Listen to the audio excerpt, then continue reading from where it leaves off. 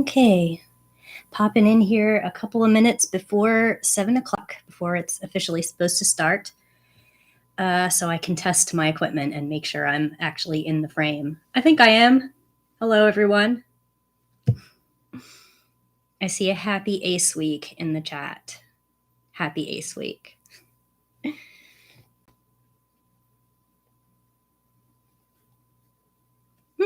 And I see my first hello. Hello there. So, if anyone can say in the chat that if you can hear me okay, if the volume is all right, everything good?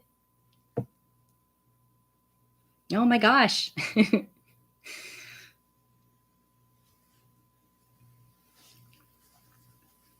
Okay, we got about 1 minute before it's officially supposed to start. Ooh. Okay. I've got my ace flag up. Just temporary because it's over a closet that I actually need to get into. So, okay. I'm just going to wait for it to actually hit 7 before I give an intro and stuff. Oh, well, it's 7 o'clock. My event here for Ace Week is officially live. Thank you to everybody who's coming. Thanks to everybody who hit the like already or sent a greeting into the chat. I don't mind at all if y'all want to talk amongst yourselves in the chat, but I'm not going to be checking the chat constantly.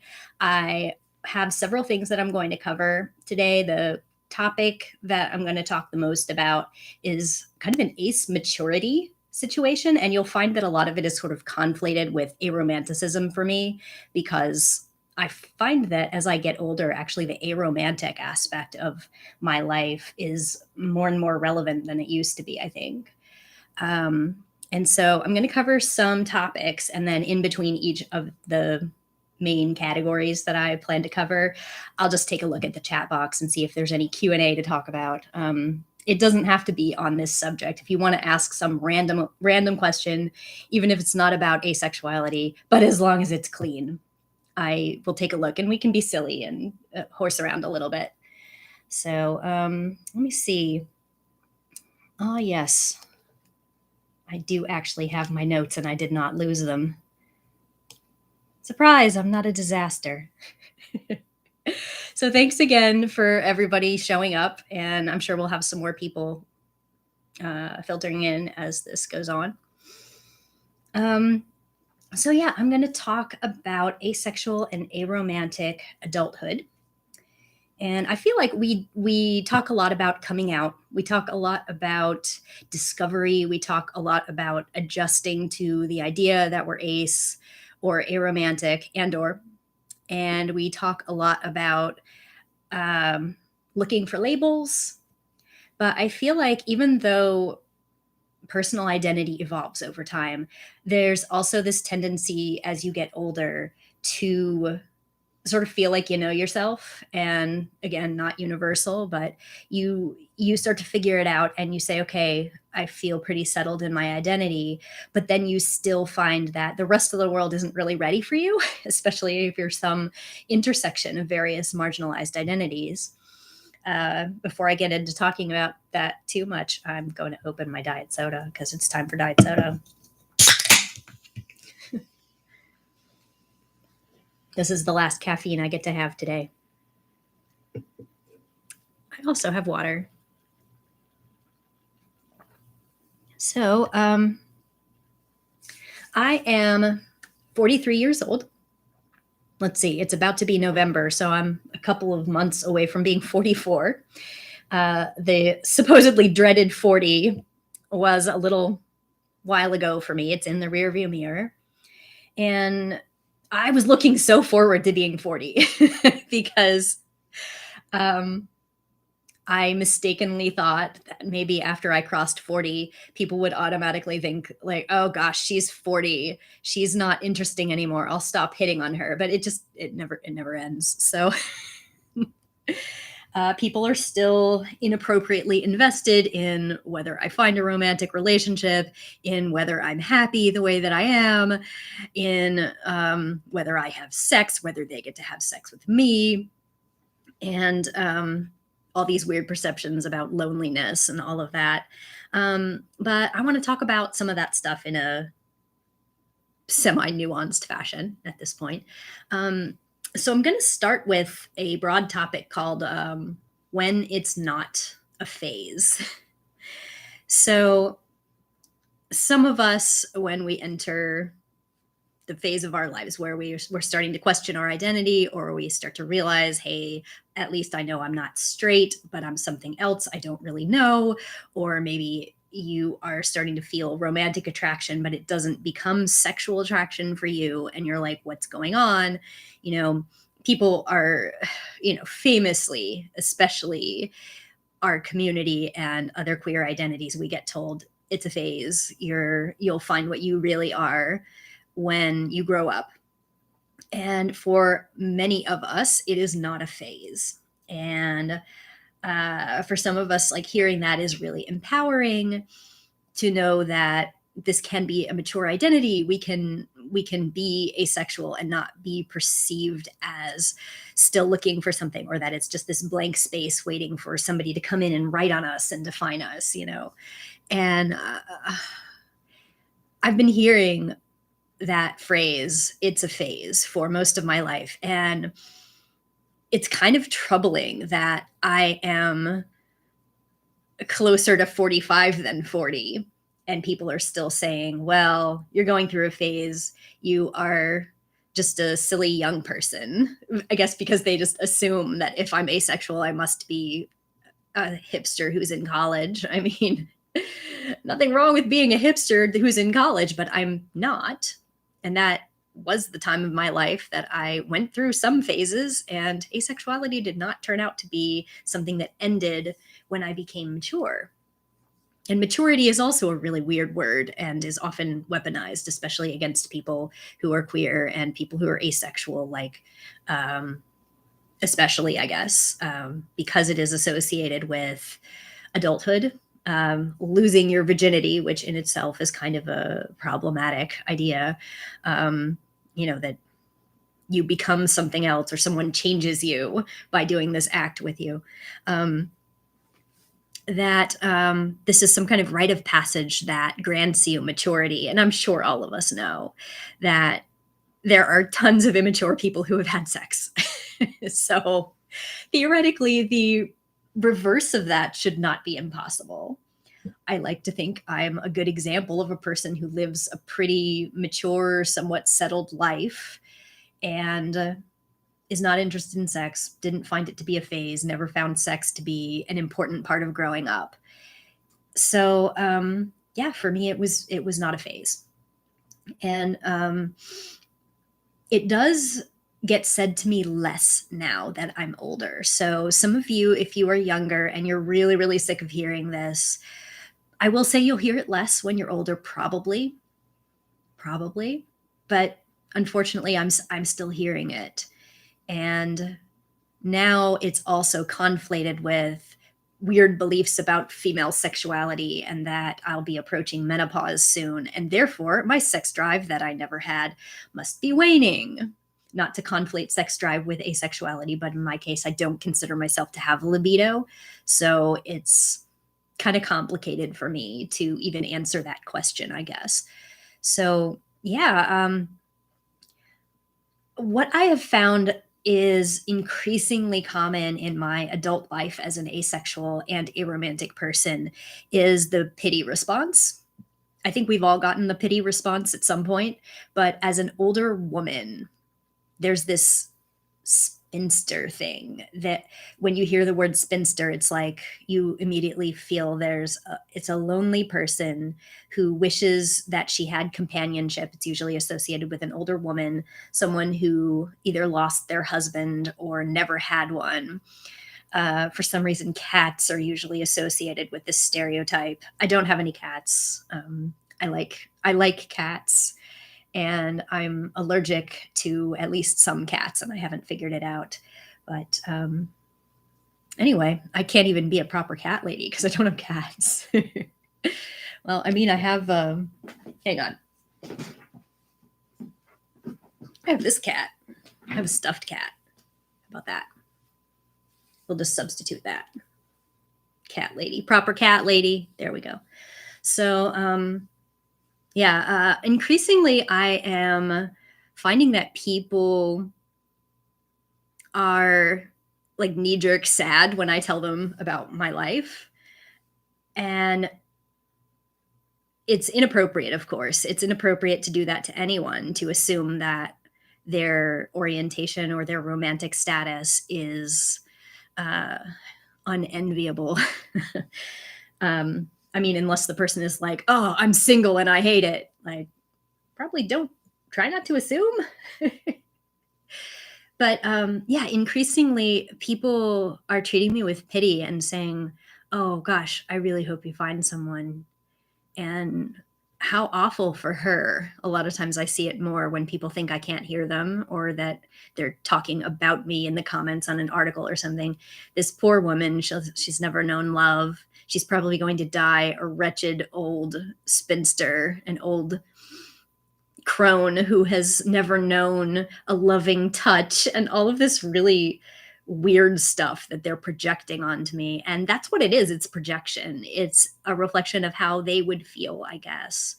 And it has nothing to do with me. And I think that was kind of a journey for me, is figuring out that I don't have to convince them that I'm not pathetic or whatever. It's a mean thing to say to people, regardless of whether they want to be the way that they are.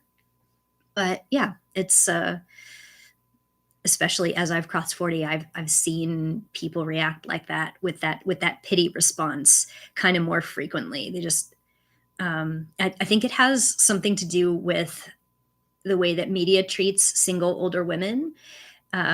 If they're not dropping them into like the weird MILF category or the cougar category, the randy, rowdy older woman who really, really wants to bag a younger man, like as if that's really difficult.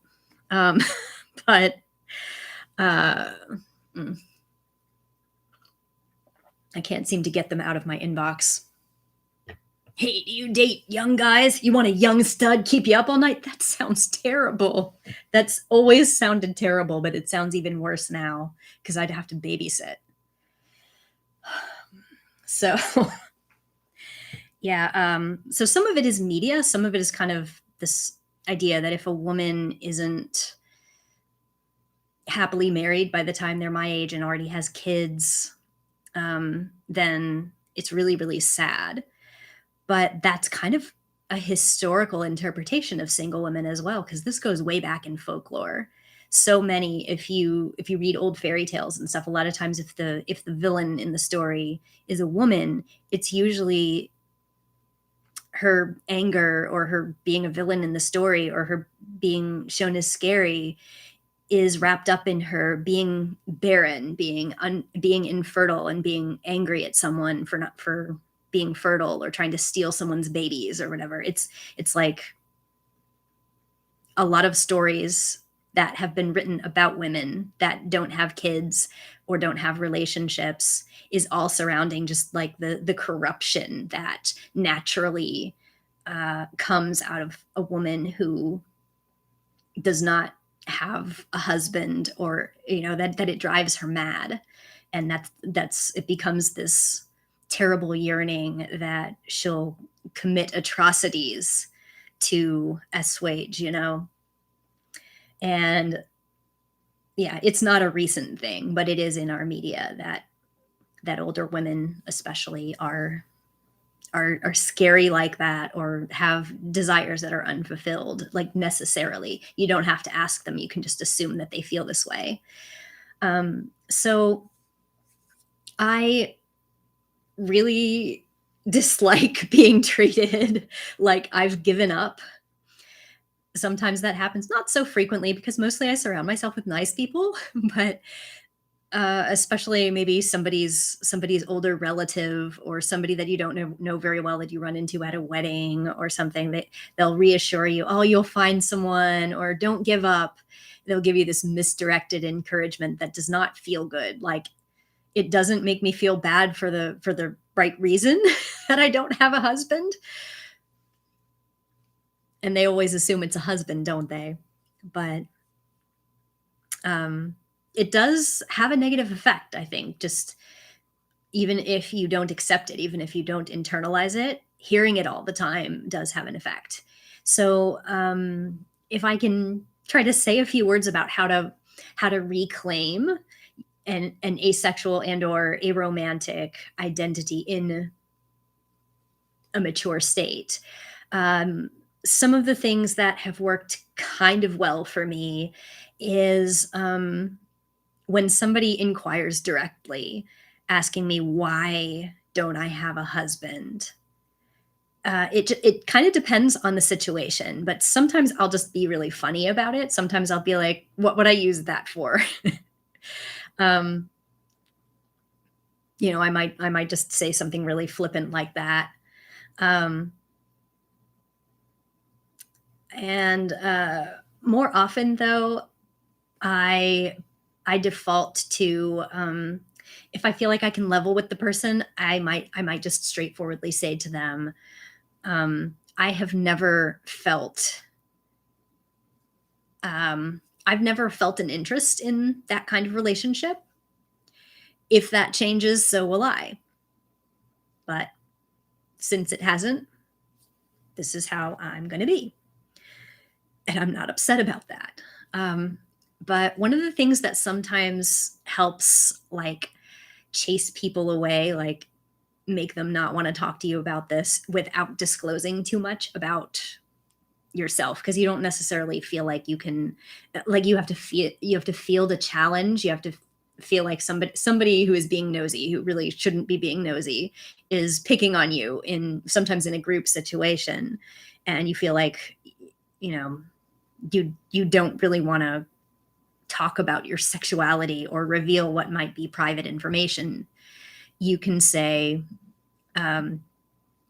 instead of saying, well, I'm asexual or I'm aromantic, you can just say, I've never found someone I felt that way about, and that's fine with me for now. It's kind of an adaptation of the straightforward kind of leveling with people version that I sometimes use. But another version of, like, the brush off that I like to use is some variation of trying to make it feel like they're being super inappropriate. Like, why are you so invested in this? Are you okay? Like, are you having troubles in your personal life? Because I'm not really sure why you're so obsessed with this. Are you obsessed with me? That kind of stuff, when you start to feel like the person is pressing you and really just trying to dig at, like, make you justify it, or that you're hiding something. Sometimes those things work, like acting like the person is really, really being inappropriate. I think all of us, a lot of us anyway, feel like we have to defend sometimes. When we're put on the spot, we're asked to defend asexuality, especially if we name it, especially if we suggest that it's a lifelong trend in our lives or a label that we accept. We're asked to defend it. And you don't have to. You don't have to disclose. You don't have to explain. You don't owe people an explanation if you're not comfortable giving one. So acting like the person is doing something really weird and inappropriate, and I mean, even doing something like, getting up and changing your seat is not too extreme when the person is doing something like this.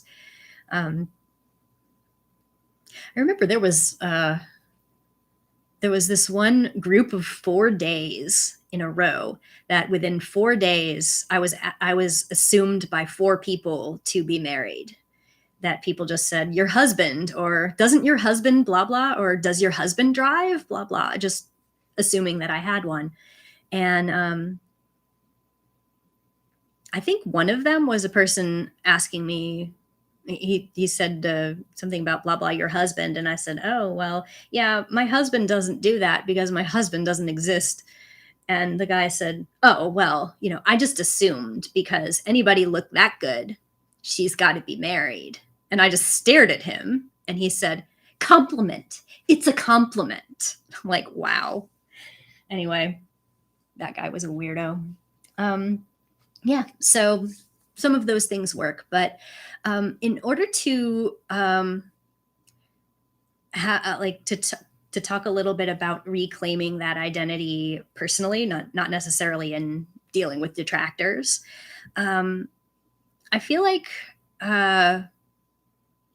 looking at more media about people whose lives do not revolve around sexual relationships and or are motivated by types of sex or relationships or romance that you may not relate to, and also of course coordinating with real people, talking to them, enjoying, like, you might be able to meet them in asexual spaces, but you don't have to do asexual activism or asexual themed meetups to make friends who are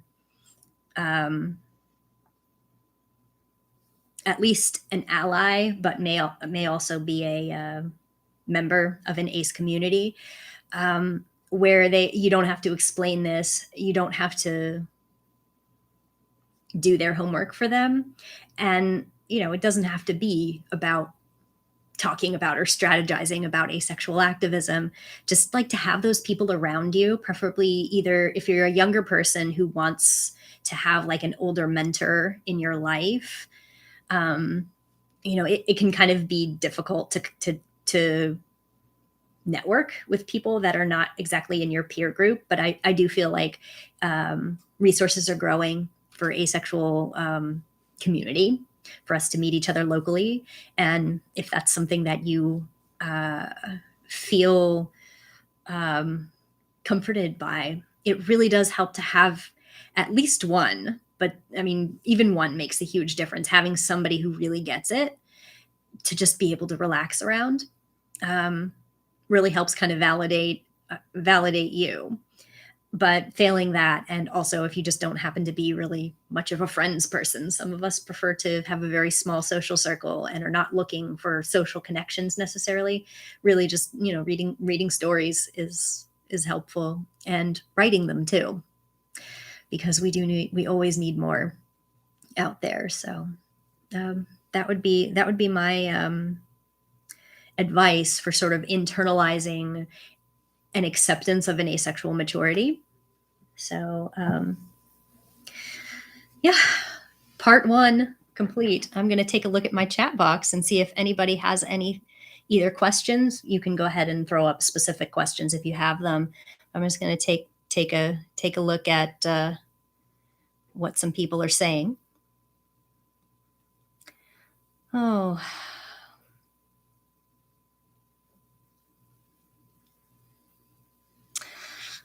y'all are nice. Look at all y'all. So I see some people kind of weighing in on why do people call it a phase. It's a way of being dismissive. If someone doesn't understand you, calling you childish or immature is like an easy go-to. It's lazy. And in the case of people who actually are mature, we're not always worrying about who thinks we're adults. So, that gets weaponized a lot. And, being told that your identity is this impermanent thing, it's a lot of times it's not. Well, let me say this, as an adult person who understands that adults have so much influence on the generations that come after them, you have to be really careful with the words that you say to children and developing minds, because they hear you very loudly. And if you are a mature person who ever weaponizes maturity to shut somebody down or tell them they don't know who they are, even if it's true that the person turns out to have maybe not fully understood themselves, use a different label later in their life, when it actually is a phase, you haven't helped by saying, "I told you so."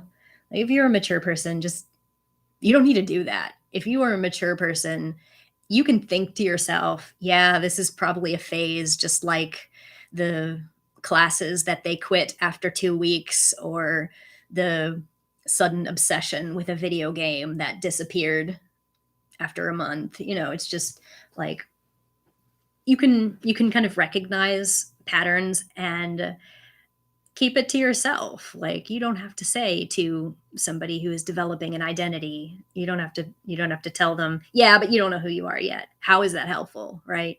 It's, who is that helpful to?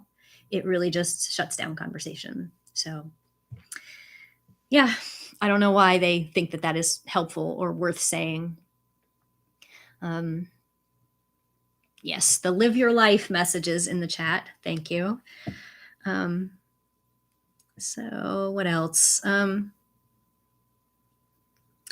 I see that someone in the chat is saying that they love the idea of responding flippantly. I really like it too. I'll be honest and say that I usually will use it online. I rarely have felt super safe doing that in an aggressive atmosphere. If somebody seems to be really inappropriately invested in asking me sexual questions, or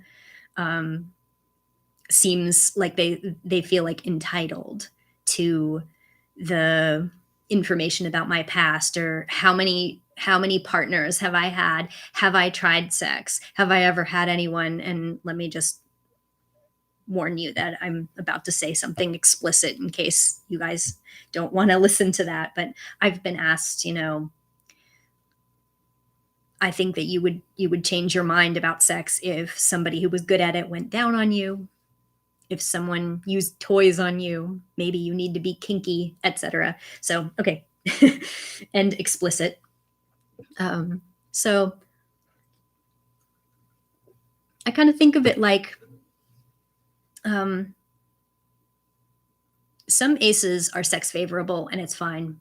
I'm not. But a lot of people like to use this gotcha and say, well, how can you know unless you've tried it? And I think my first question for them is, most people who do enjoy sex, like, you don't have to convince them that it would be great. Like, nobody really has to convince them that this would be great to try. They get that idea all on their own. And it's apparently so compelling that it frequently ends long committed relationships. It's destroyed some of the lives of the most powerful people in the world when they get caught having an affair or fooling around. It's clearly really compelling, and nobody should have to be convinced that it's great. I've heard. And I get the idea that most people experience it like, maybe sort of like hunger. Some people are hungrier than others. Some people enjoy eating more than others. And, maybe somebody who would maybe be willing to have sex but is asexual, like, they might enjoy putting the food in their mouths, but that doesn't make them hungry. So that might be an analogy that could work. I don't think I can extend that analogy to people like me who aren't sex favorable, though, because then the biological imperative people come out of the woodwork and say, yes, but food is a necessity and so is sex. And by the way, if sex didn't happen, then you wouldn't even be here. I'm like, I'm aware. Most asexual people come out as straight people. I did. And yeah, I don't think the asexual cause is going to end humanity. And we also are not trying to stop people from having sex. So it's kind of funny how people sometimes jump to that, like, oh, but you can't be against sex. I'm not against you having sex. The idea that they jump to that, though, is kind of illuminating, because if they think that my personal choices for my life must mean that I want them to be like me, I know that that's how they're thinking of me. Right? So, let's see. What else do people have to say? Someone's talking about weird come-ons. Yeah, I've had a lot of them. But I have a profile on OkCupid, and OkCupid is not strictly a dating site. It actually developed as like a personality quiz site even before it was OkCupid. And I ended up like accidentally getting a profile on OkCupid because they morphed into this largely used as a dating site. But before that, it was a different site. It was like a personality match thing where you could, and those quizzes are still a big part of the site. And I matched with people that I already knew and wanted to compare my scores and stuff. And then when they changed the interface and made it become OkCupid, I was like, well, I could stay on here because they have a category for friends and activity partners. And there's no sign on the door here saying this is primarily a dating site, even though obviously that is one of the main things that people network about it all. Like most people who are trying to network on a website, they're like, oh, I want to meet people. They're thinking romantic partners. So, but I have had great experiences meeting people on OkCupid. It's just unfortunate that I have a lot of bad ones too. And pretty much all of the worst ones that I've heard have been through social media somewhere, that the come-ons that I've gotten.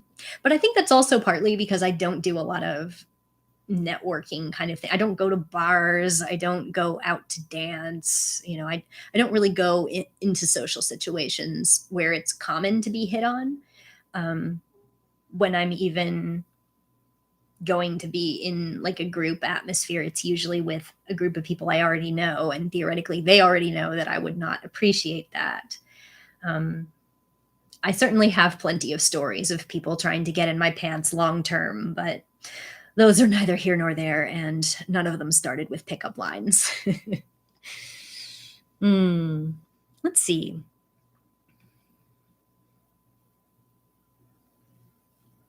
Here is an interesting comment from one of our chatters saying, my mom warned me not to assume people are married because you don't know if an older person is a widow or widower. I didn't think about it as an aspec thing too. That's a great point. I love that. And this person's mom has said something very wise as well. Yeah. I think as we move into the modern era, that it's ever more common for people to be single and to build their life as a single person, or to get married quite late in their life and then kind of already know how to live as a single person and have a lot of opinions about how that works. And yet we still base a lot of society upon the assumption of the institution of the couple. We still have this really absurd, frankly, in the United States idea that if you marry someone, they become your family and then you can give them your health care. Our country is ridiculous with that, but I can't give health care to somebody that is very, very close to me, but I don't have a sexual relationship with them, and or I wouldn't have a romantic relationship with them. Like, this person is allowed to be your family if you have a relationship with them that's close enough to a spouse. But yeah, I think it's going to be a while before it becomes common for people to even consider that somebody might not have a partner or might not want a partner. Especially if you're older, which I guess goes back into my theme of the night. This is a little off topic, I guess, but I also find that as I get older, people often in a weaponized way of speaking, they assume that I have sexual experience, and they say, you can't, there's no way that you can get to be 40 years old and not have tried it by now. So I know, I was rereading some old conversations from this terrible series of a couple of weeks when the Daily Mail ran a story about me, and it got translated and distributed in various worldwide copy sites that were all very much like the Daily Mail, and it got ran in Nigeria, and a whole bunch of African men started propositioning marriage to me on my author Facebook. And my gosh, that was a week. They all wanted to marry me. But one of the first and most offensive ones said, I've got a feeling that, come on, I think at the time I was like 30 something, I was 37 or something. And they said, at 37 years old, I assume I have to believe that, at your age, you've had an experience, a sexual experience or two, and it just didn't stick. And that is corroborated by a little research that I was able to carry out myself. I'm like, yeah, your research has failed you, bro, because I've never had sex. And I don't mind admitting that. It's not an admission. It's not a confession. It's like saying I've also never tried out for pro basketball. It's just not something that I ever wanted to do.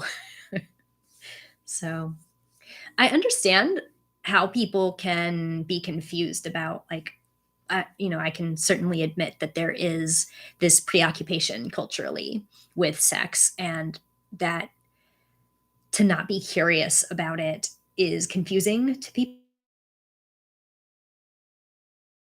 It's kind of like, I have been around the food, air quotes, enough to know that I don't like the smell.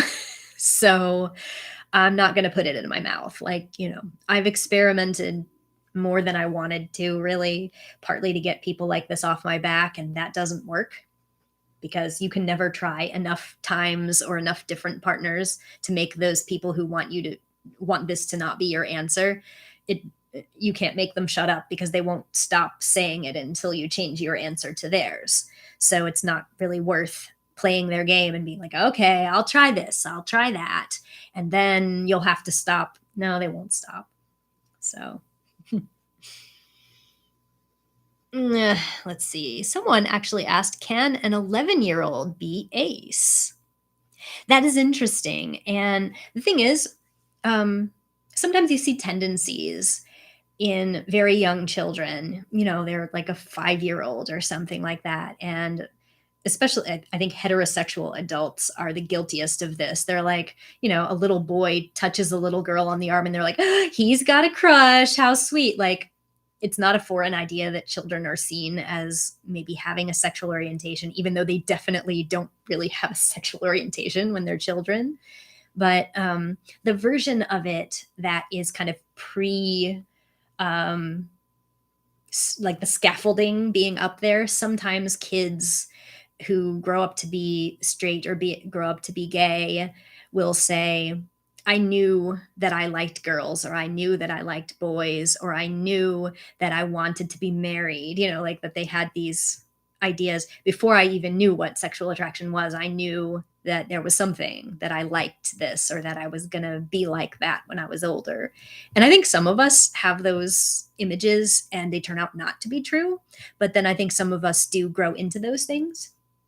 I would say for someone who is 11 who is thinking I might be asexual, like, you'll hear a lot of adults telling you, what do you mean? You're not asexual. You're nothing. You're a kid. And it's like, okay, you're a kid, but what is the harm in somebody saying this is the label that I'm using right now? If an 11-year-old was allowed to date and dated a cross-sex partner, nobody would be like, now listen here, don't you get this idea in your head that you're straight, young lady? How dare you? You're too young to be straight. Like, most people would probably be sitting there going, oh, that's so cute, got a little boyfriend. But they do kind of infantilize it, because it's something that's happening to and around a child. And I get that. So sometimes people who are, if you're 11, you are by definition an immature person. And I think, oh, I'm sorry. Guess what? My phone is ringing. It says spam risk. I hope I don't get copyright infringement for that, because that's a copyrighted song. Anyway, I think that I don't think that there's any harm in someone, even if they're really young, saying, I feel like I'm this orientation, regardless of what it is, even if it's ACE. And unfortunately, I've seen some people say that's a bad idea because people latch onto labels and blah, blah, blah. But I think if you are mature enough to be asking that question, you are also able to be receptive to the idea that you will grow and change in general about many, many things. And I do think the ACE community, in most of the places that it manifests, is a growing experience. It's a place that we foster asking questions and continuing exploration. Since entering asexual communities, I've had way more conversations about ace identity and sexual identity. What is libido? What is this particular type of attraction? Is it aesthetic? Is it, what kinds of attraction do we all experience? We in the ACE community, by and large, think and talk about and analyze our attraction experiences to a degree that is pretty surprising, I think, to folks that have never been in one. And it does not encourage latching onto an answer and then never thinking about yourself again. So, yeah, I think that everybody who uses a label should understand that it describes the past and the present. And even though, as a mature person who doesn't expect their orientation to change, I can say that I don't like the idea of seeing anybody's identity, regardless of what it is, as potentially temporary. Logically speaking, everybody could possibly change even when they're entering older life. So I think that we all logically understand that. And I also think that if an 11-year-old who feels asexual is the right term goes through more of their maturation process and they start to realize maybe that's not the best term, it'll be obvious to them. And it'll also be compelling enough that they'll want to be true to whatever does develop, if it's not the mature version of an asexual identity. That's all I could have to say about that. I think that's a good question, and it's kind of a dicey one. But yeah, I would never tell somebody who was 11 who said, I'm 11 and I'm gay. I would never tell them you're not old enough to say that, because some adult gay people will say, I knew since I was 5, and I can't tell them they didn't. I will say that I did not think I was going to be asexual. I really I kind of believed adults that one day this is what I would want. I would change, because they were usually right about those things. And I assumed, I didn't fantasize about, but I assumed that one day I would grow up, I would marry a man, and I would have children, because that's what my mother did. And I just assumed I would be just like her. I look like her, but I'm not like her in that way. So, yeah, I definitely thought I would be straight. So, interestingly, when I was, let's see, I believe I was 10, was the first time I wrote in my diary that I was glad I didn't have a boyfriend. So maybe I was an ace 10-year-old, who knows? Let's see what else we got.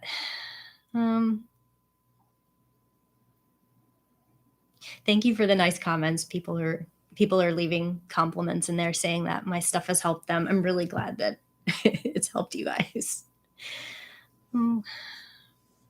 Someone is saying, are there any ACE books or stories that I would recommend? And sometimes it's hard to cough them up on a moment, but I think I said this last time, last year when I did some focus on ACE nonfiction. I really liked Angela Chen's book as another nonfiction book. written by an asexual person about asexuality. It's very different from mine and fills in a lot of the personal story kind of gaps that I felt like I didn't cover that stuff at all, except in little info boxes. I think I see someone saying that there was a BoJack Horseman has an ace character that I have not watched. People tell me it's depressing, and I'm kind of like, oh, I don't know if I want to watch like an edgy, depressing show right now. But yeah, I heard that one of the characters comes out explicitly as asexual, which is interesting. I mean, I got asked by some media outlet for my comments on that when that happened, and I'm like, I haven't seen the show, but good for him. So, but yeah, I do have a video on ace representation in media. Some of the examples are pretty old. But after this live stream is complete, I will have the opportunity to edit the about information, and I'll try to link that there if that will help as a follow-up. Ace stories that I definitely enjoyed, like the video media wise. This is kind of a bit part, but I really liked Poppy on Huge. Huge was canceled, but she was a camp counselor and she was aromantic and asexual, and she used the word asexual and then also described not being into romantic relationships. So you just kind of have to assume that she was also aro, and she was cool.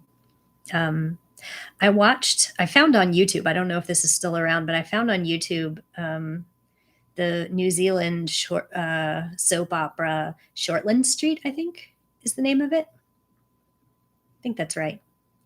And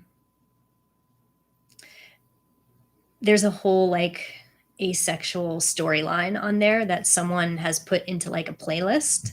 And unless it's been hit with copyright infringement, it might still be around, where one of the characters is an asexual man. He's biromantic, actually, and he tries relationships in this soap opera with men and with women, and goes through a whole like discovering he's ace and finding the word online and going to an ace support group, and going through some dark times about it, because he wasn't super happy about that. He was glad that it was a thing, but he also thought that it meant he was going to be lonely forever. And so let's see.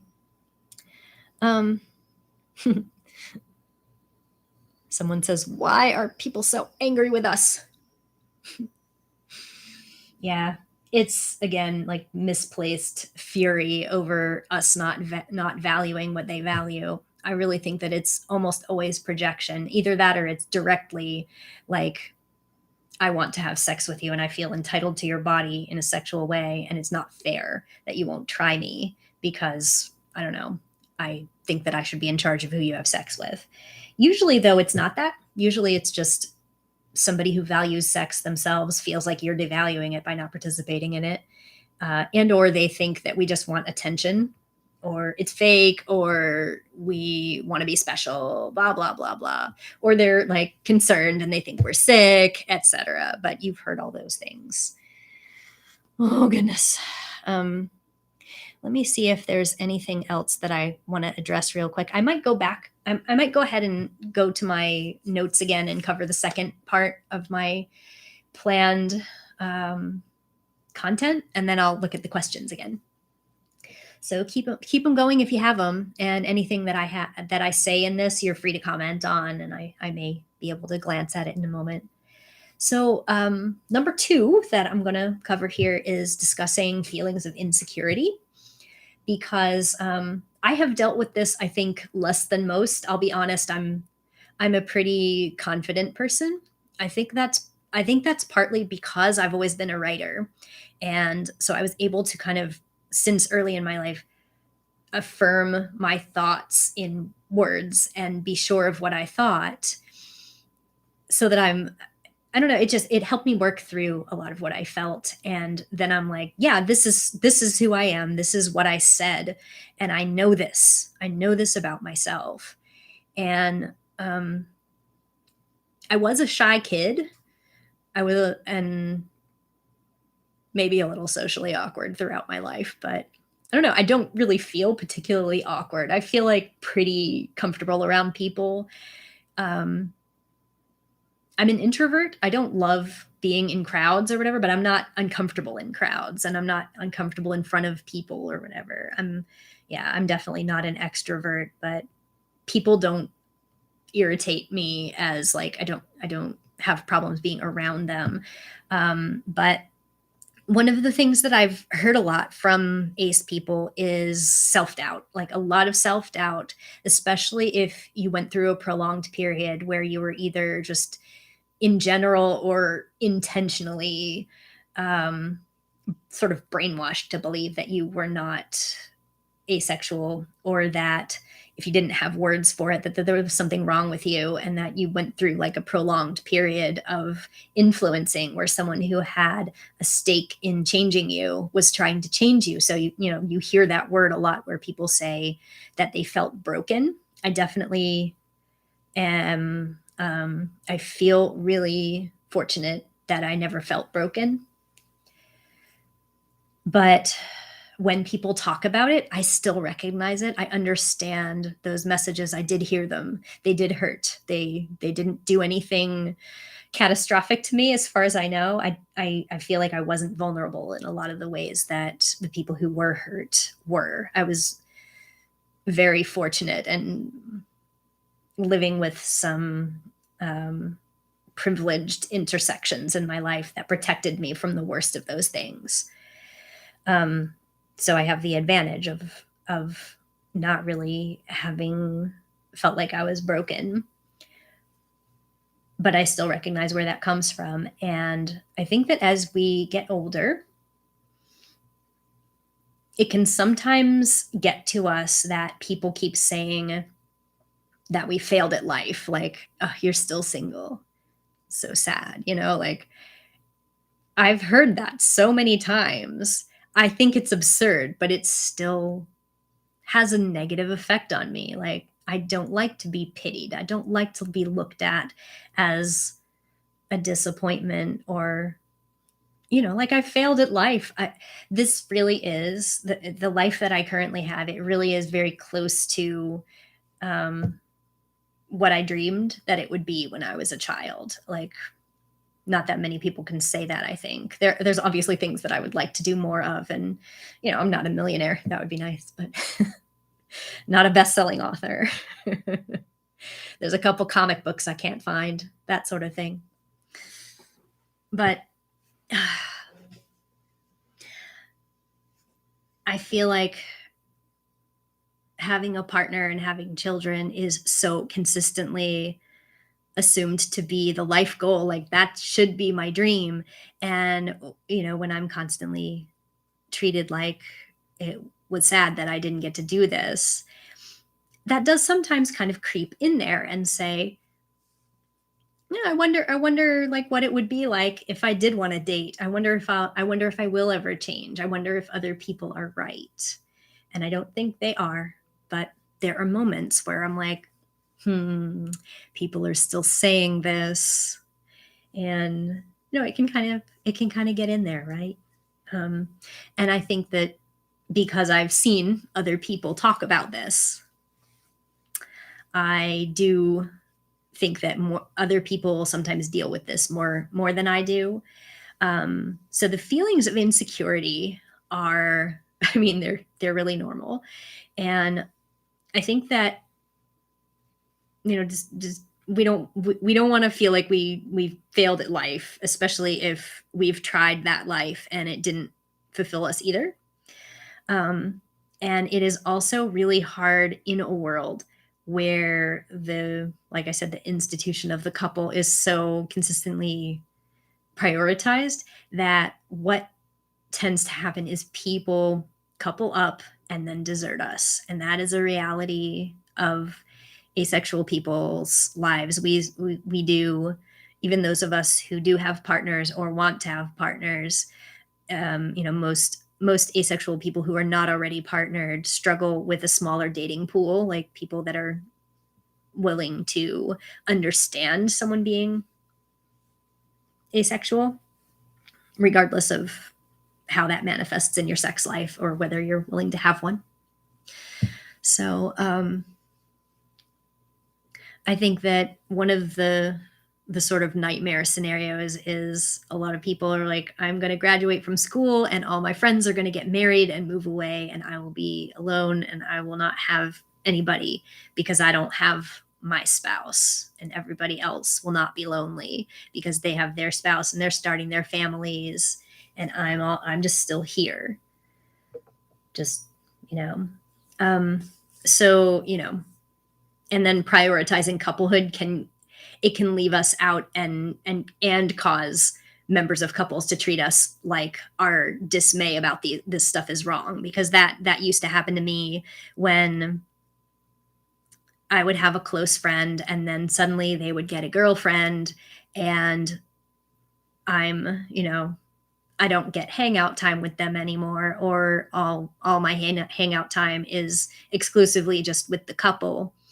And if I'm upset about that, or if I miss them, I'm treated like I'm jealous of the partner, or I'm treated like I want to break them up, or that it's inappropriate for me to have any feelings for someone if they have a romantic partner, that I must be mad that they're with someone. I'm like, no, I just miss my friend. And I don't like that, because romantic relationships are just coddled this way. Like, oh, you're supposed to just forget the entire world and wrap yourself up in one person and disappear from the rest of the world. And we're not supposed to miss you.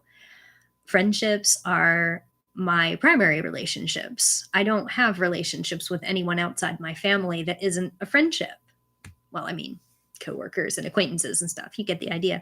It's tough because you know that you'll never be there, like, number one, if you are not one of those people that couples up. So that's a reality, and that adds to kind of the insecurity of being an older person, because you do see a lot of people, regardless of their sexual orientation or their marriage or partnership status, you do see older people struggling more to make friends. They don't tend to have as many opportunities to be in close proximity with other people who have their similar interests as they did when they were maybe in school, or possibly if they bond over their children, the parents of their children's. Yeah. So, and I would encourage people who struggle with that to understand that friendships can continue to be made as you get older. And I do it all the time. I continue to get new friends, which is why it continues to amuse me that I get yelled at sometimes on OkCupid for, like, what are you doing here? Nobody uses this site to make friends. Well, I do. And that's one of the ways that I find people who aren't, especially in a pandemic. It's like, wow. So it does actually suck a lot sometimes. It just does. And partnered life is also hard. So it all takes work, and you don't have to see yourself as, I have to default to this kind of partnership or else I am guaranteed to be lonely. You can cultivate the kinds of relationships that are fulfilling for you, and you will face some adversity for that. It's true. It sucks. But I think that the sacrifices that we would have to make to sort of make a lie work for us are much more unacceptable. That's what I would say to anyone who's worried about that. The alternative is not really better. So unfortunately, some people can convince us that we will need to compromise for a chance at happiness, that certain things, especially sex, but also just that it's normal for somebody who maybe has less popular desires to sacrifice where the other person isn't asked to sacrifice. You're the one who is asked to change something pretty important to yourself. in order to make the relationship work and not be selfish. Whereas, they're never being asked or asking themselves the question of, aren't I the selfish one for saying this person has to have sex with me or change on this aspect to make the relationship with me work?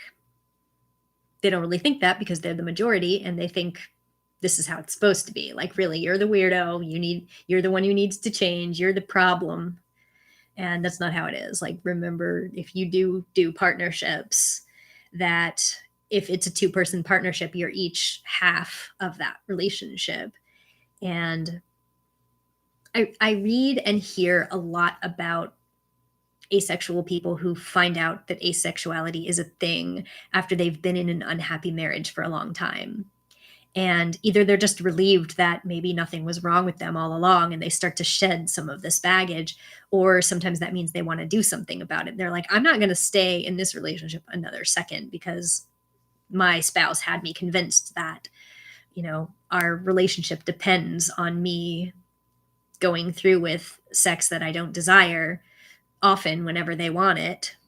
And, that I'm ruining the relationship if I don't do this. And it's my problem and I need to get fixed or whatever. I need to go to the psychologist. I need to go to marriage counseling. And the entire thing is going to focus on how can we make you more sexual? That's not fair. And, I do see that happening in primarily older people's communities, where older people will come into like a forum or on a post somewhere and say that they're just discovering this and they're newly empowered, I guess, to make decisions about their relationships. They have new perspective on it. So I used to think that I needed to be open to expectations, like that I had to entertain and defend anybody's objections and show that I had some fair and open willingness to consider all these options. And as a mid-40s lady, I'm sitting here thinking like, no, I don't. Finger. So, like, I have kind of become less tolerant of that stuff, but also I just think that did come with maturity for me. I don't regret that I entertained a lot of ridiculous questions. I don't regret that I had an open mind on other people's terms sometimes. I do regret a few things that I did and a few chances that I gave that did not pan out well. I regret that I had to go through those things. But in general, I don't regret that I had to learn, because I think we all have to learn. We all have to go there. But one of the things that I learned is that it doesn't ever stop. The level of expectation that they have, that you should be open to their expectations, that asexuality should always be the last answer after you've exhausted every other possibility, even if when you hear about asexuality, you're like, oh, that's me. Like, that is the thing that calls to you. That is the thing that sounds familiar. That is the lifestyle that says to you, I could be happy this way. I couldn't be happy that way. And it's not required for you to actually be an open-minded person, or for you to actually be logical or whatever, that you have to try their way. It's very manipulative, and it tends to be obviously very influenced by heterocentrism. That is to say, you do see a lot of men trying to convince women that they owe this guy's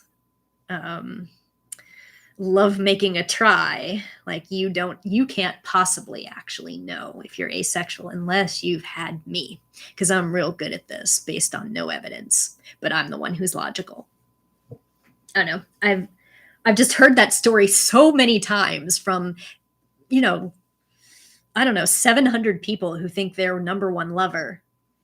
And I would bet you that very, very few of them are sensitive lovers.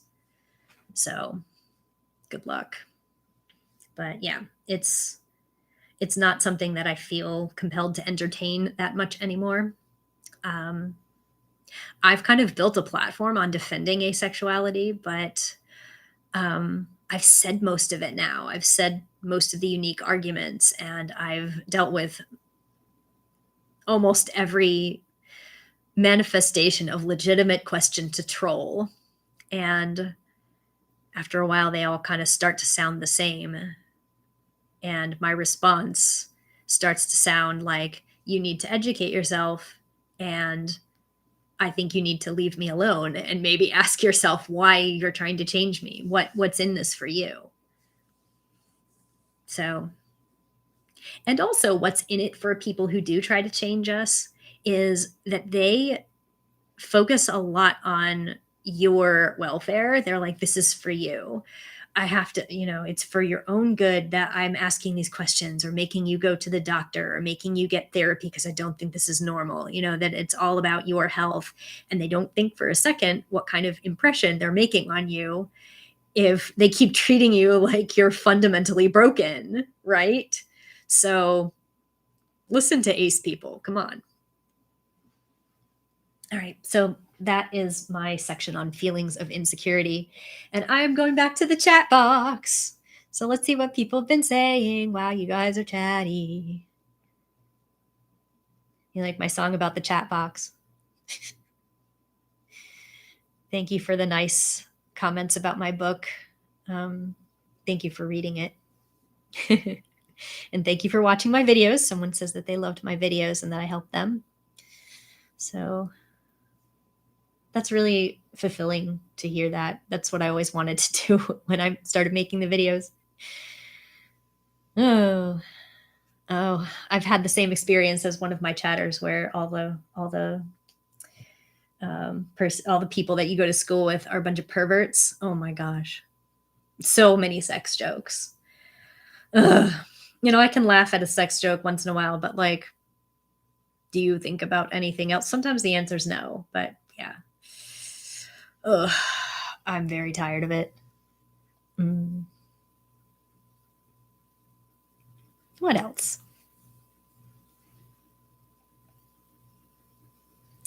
Scrolling through the comments. Someone in the chat agrees that sex is not necessary for a fulfilling life. Agree. All right. I see that someone asked me a question that I inadvertently answered while I was rambling about whether I have made new friends on OkCupid. Yes, absolutely. And I even went to a meetup after one of my friends that I had made on there. It was a man who was looking for vegetarian people locally to have potlucks with. And I wasn't comfortable with like coming to his house without meeting him. So I met him first, just one-on-one, and we hung out, and he was really nice. And then I went to his potluck and hung out, and I made friends with some of his friends. And then he convinced me to go to an OkCupid meetup. And at first I was like, why would I do that? That'll be like speed dating. And he said, oh, no, it's not like that. It's like, it actually says in the meetup, you're not supposed to hit on people. Like, please, let's not do that. Like, unless it's somebody that you're already hitting on your own thing. Like, this is not a dating mixer. It's just, we're all from the same area, and, and I am still to this day friends with so many people that I met in that 2009 meetup. Like, a lot of people. I mean, more than 20 people that I still talk to. And I mean, because OkCupid is, if you want it to be, it can be locally based, and they accept asexuality as a sexual orientation that you can mark yourself as identifying as. For years I had to pick bisexual and then explain that I was choosing that because it means that I'm matched with both of the gender categories that they allowed at the time as well. And that was what I wanted. I don't care about the gender of the people that I want to be friends with. So I was marked as bisexual, and then explain, first thing, I chose bisexual for this reason. And also I'm attracted to any gender the same, which is not at all. So that was the closest I could have. But now we can have our orientation on there. And there's lots of gender categories too. And I was able to continue to add individual friends since then. I haven't physically met anybody new since the pandemic, though, because I'm not doing that. But a little while before, I made a really good new friend, my friend Steve. And he and I met in person like a bunch of times before. During the pandemic, I enveloped him into my much older circle of friends that we have game nights online on Mondays. So, yay, we play. So, let's see. Oh, that's an interesting question. Someone is also asking, what do I think of queer platonic relationships? Yeah, that's a great it's a great term for something that I didn't know would have a name for many years. I think I think a lot of people get mad about the word queer in that because they, much like being demisexual, people just assume that it basically means, okay, so you're best friends and you live together. Like, it's not really like that. It's just that they're partners in some way that's not romantic, and they get to decide what the flavor of that relationship is. But I have frequently thought that our society really gives friendship the short end of the stick, that friendships are not respected very much in this society. It's even like a way to devalue something when you express that you're just friends with someone.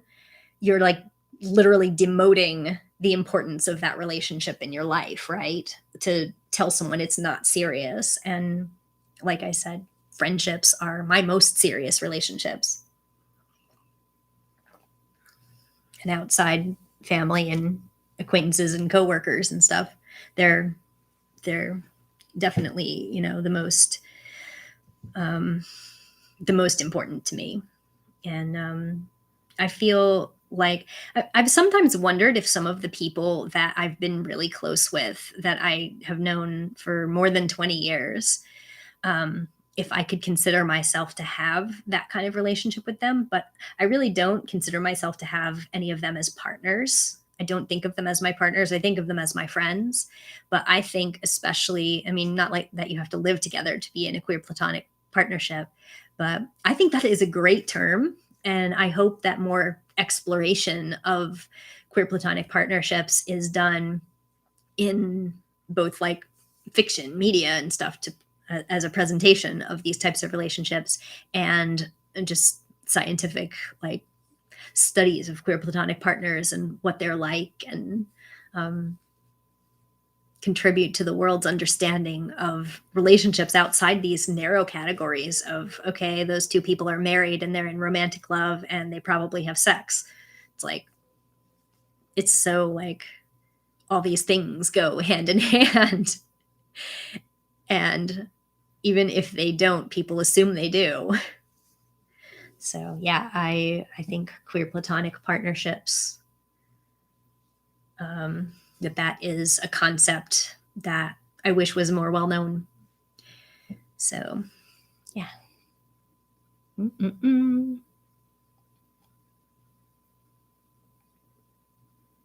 I like this person's comment. I'm single and definitely don't want to mingle. Same. Twinsies. Let's see.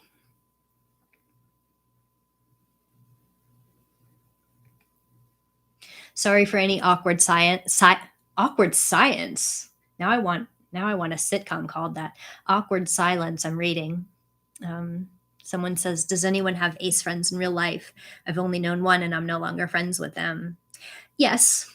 It usually doesn't happen by accident. I have had that happen by accident a couple of times, but most of the people that I know online are people that, that I consider friends and not just like people that I follow or whatever. They were people that found me through some asexuality related either networking or some media I did.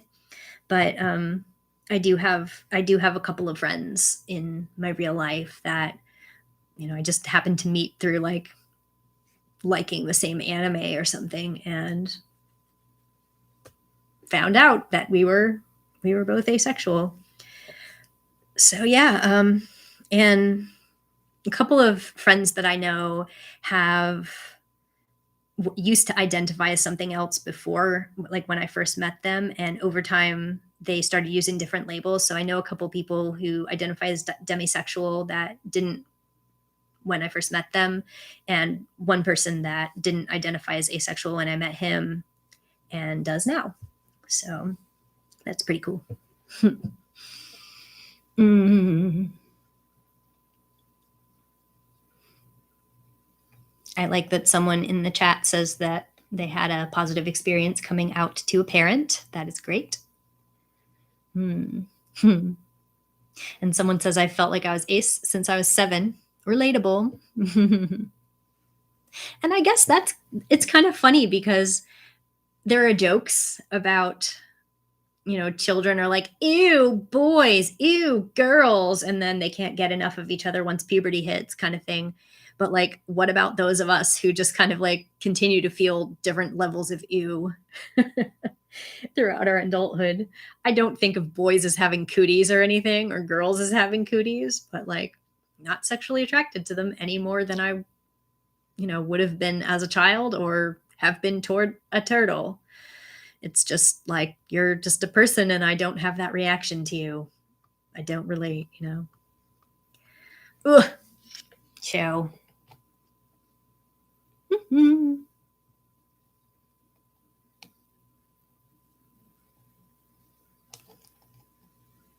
Let's see.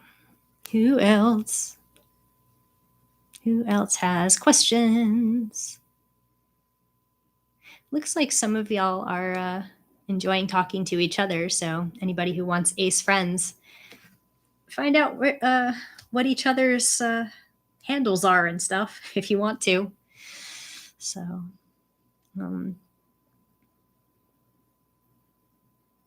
that's great. I think another aspect of getting older, I finally had to get a pair of reading glasses. You want to see my reading glasses? This will help me see the chat a little better. Do I look mature? What do you think? So let's read some of these with my older lady glasses. I'll have to take them off to look at other things though, because I don't know. I guess I need bifocals or something. Unfortunately, someone here is talking about relating to that I felt broken kind of narrative. That continues to break my heart that people had to go through that. It really does. That's part of why I started speaking about this, is that there were so many people who felt like, life had just broken them, and I didn't want them to not ever hear somebody feeling like them. Yeah.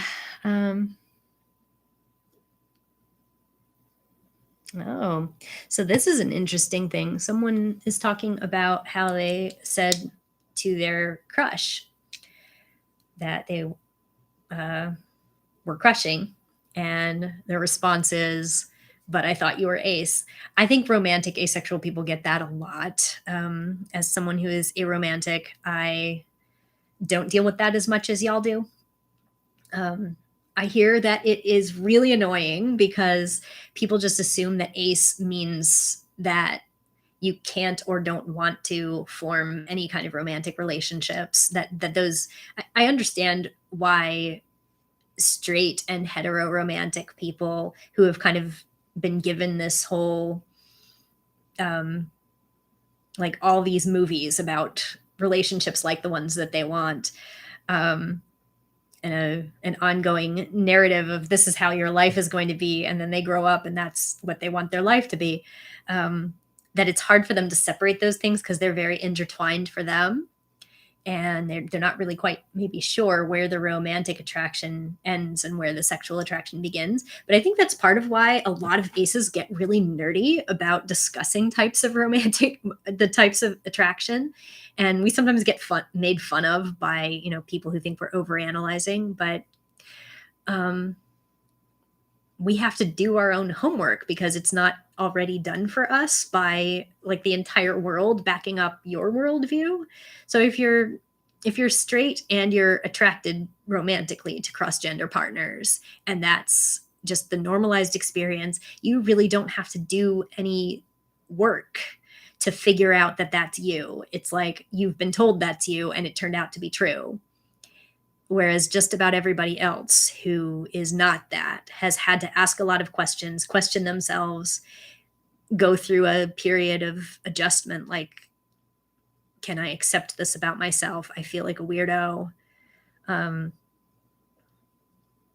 So anyway, it can be difficult for people to understand that some people do experience romantic attraction and not sexual attraction.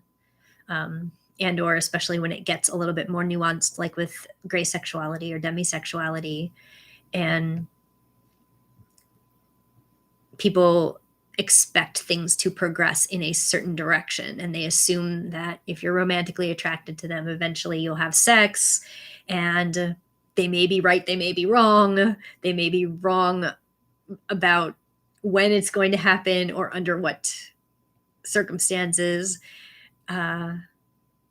And communication is key in those situations. But unfortunately, sometimes we talk about it and they still don't listen because they'll say things like, I thought you were ace if you date anyone. And that's, yeah. More ace education, please. What else are y'all saying? Do. Okay. All right.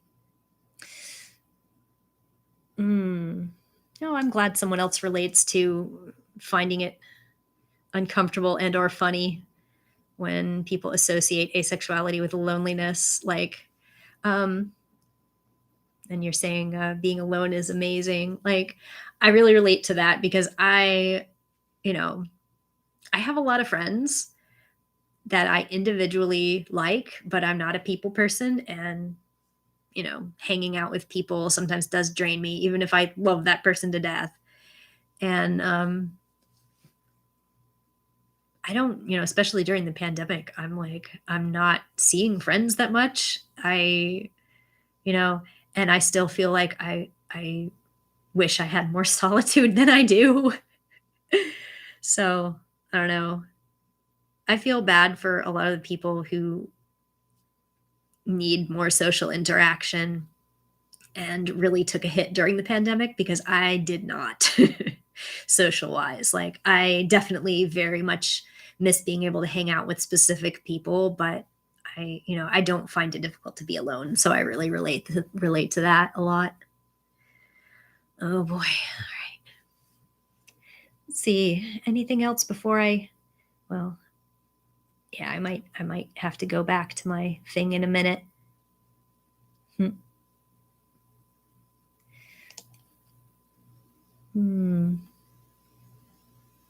I don't like being treated like a baby either. And obviously when I was young,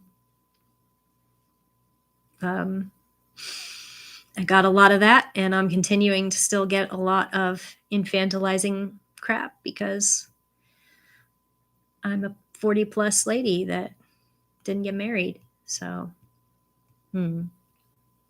someone says that they were sent to a psychiatrist because they expressed a lack of interest in copulation.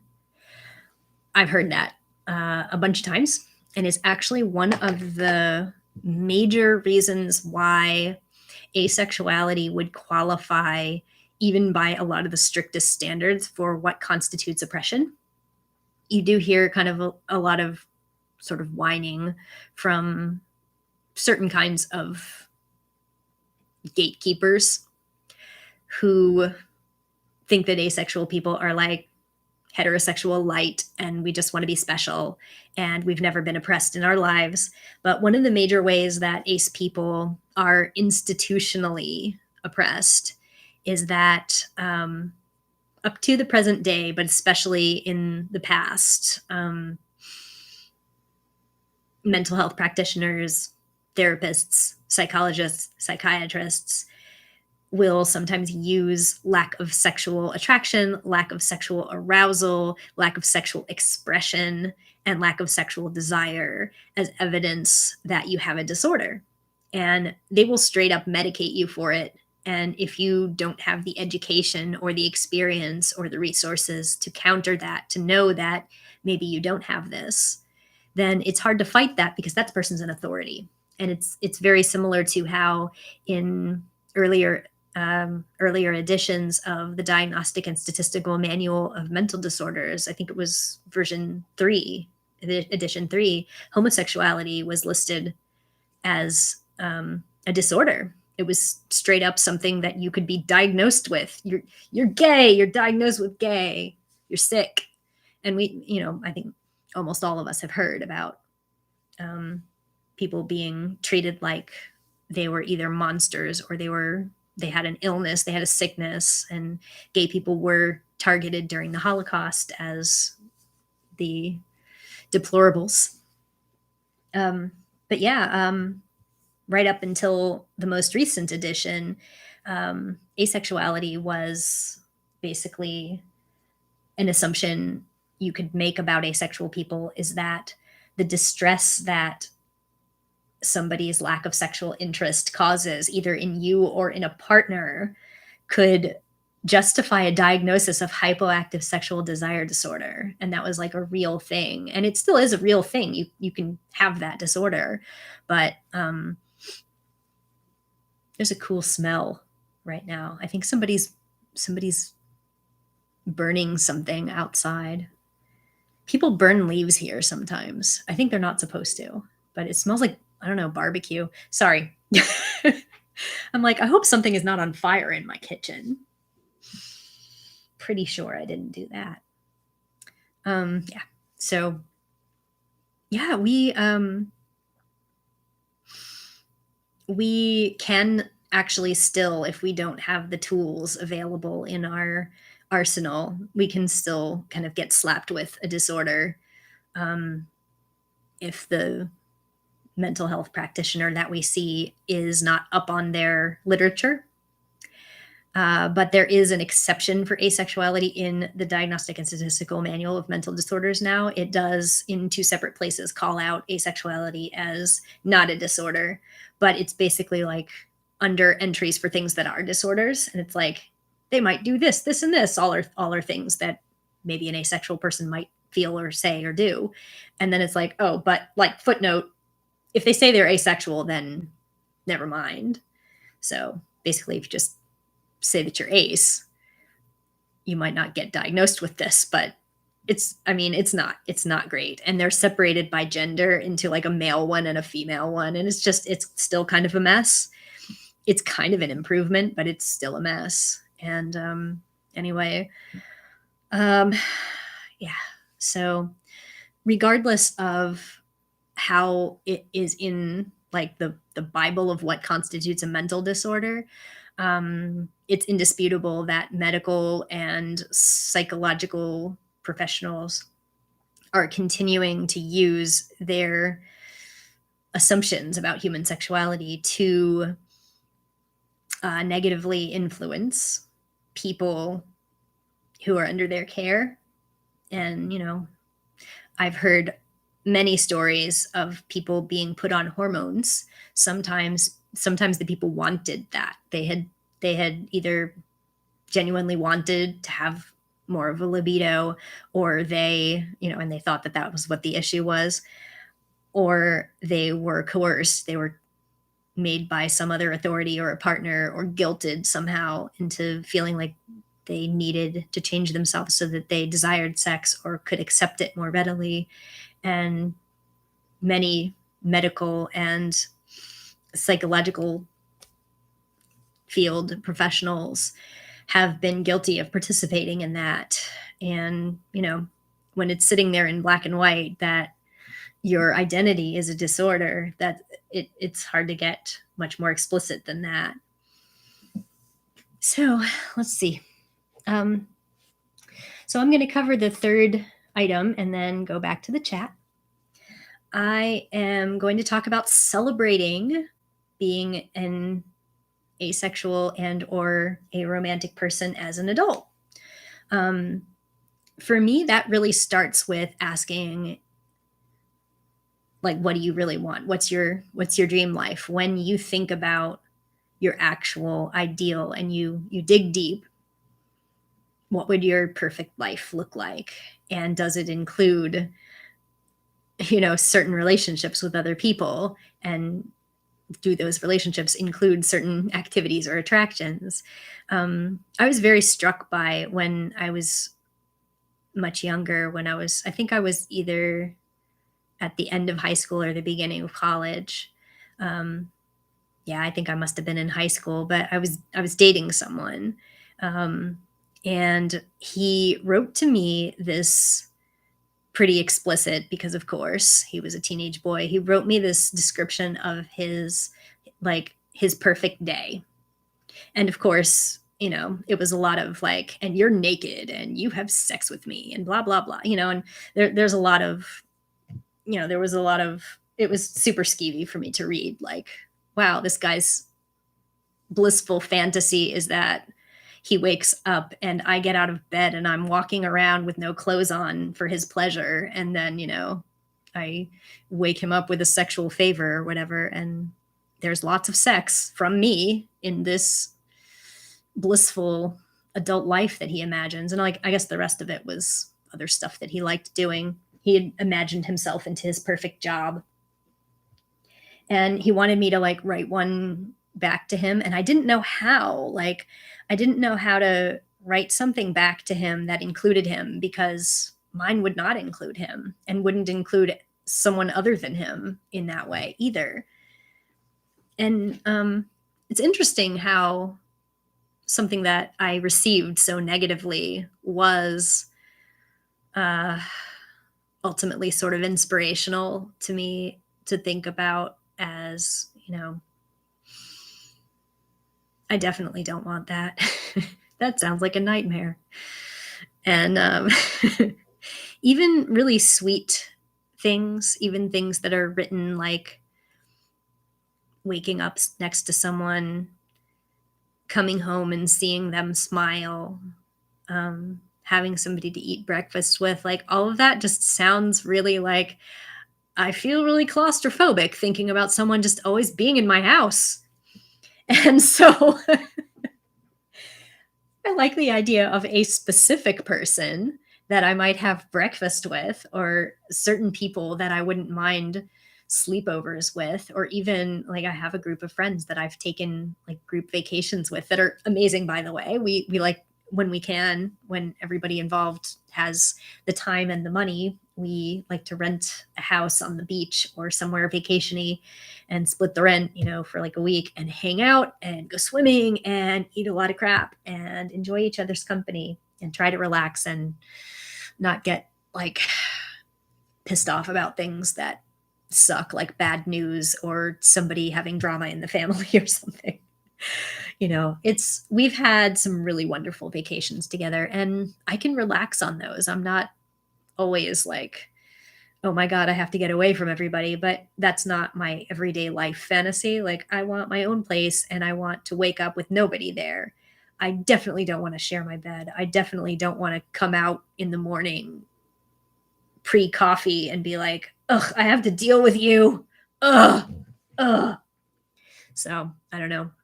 That probably sounds like antisocial or something, but I am not an antisocial person at all. Like, well, the word antisocial as a psychological term, that's what I mean. I'm not. I think I'm a lot less social than most people. There's nothing wrong with that. Yeah, so I sought to celebrate and reach for my actual ideal in life. And feeling empowered to know what that is and not feeling like you have to share your life with someone in a way that they want for you, understanding that you are a participant in creating that future, and you don't have to have it all laid out how you're going to make it happen or anything, but it really can be surprisingly empowering to see kind of a weird future and saying, no, this is actually what I want.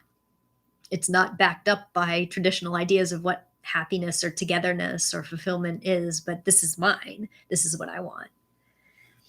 So, so that's one way that I celebrated and affirmed my identity as an adult.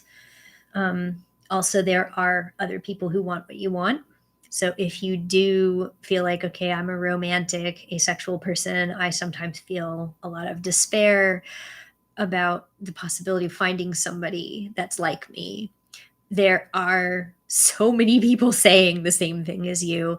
I will admit that the dating pool is much smaller for those people, and also people who might want relationships that are not traditional dating. It's like it gets a little persnickety. It's not easy. I understand that. It's the partnership opportunities are just not as plentiful. I get that.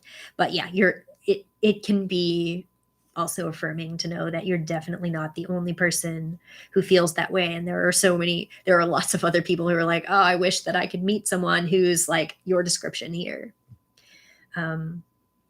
So if that helps you feel less alone, I hope that you take that to heart and remember it. It's very common for many of us to not find typical relationships of any kind to be the center of our lives. Maybe some of us are partnered or want to be partnered, but don't really see it as the central orbiting hub of our lives, right? And that might be where, when we discussed queer platonic partnership, that might be like sort of an alternative perspective on what your relationship is with each other. It's not exactly what you would expect, but it's important. And we can also embrace other type relationships. It doesn't have to be a relationship, obviously. So we can fully embrace these things without seeing them as inferior versions or as substitutes. And I think that's really important, because I have unfortunately been confronted with a lot of, oh, you do such and such instead. It's not instead, any more than professional basketball players are doing that instead of ice skating. It's just not who you are. It's just not what you want. And I guess because so many people perceive sexual relationships and or romantic relationships as this kind of inescapable human need that is universal, that it would be hard to imagine what somebody's life would be if that wasn't in it. But it's not a whole. It's not a blank space that is left out of us. It's a whole person, an entire puzzle that all of the pieces, just there's no piece that's that color. We're not missing it. And that is okay.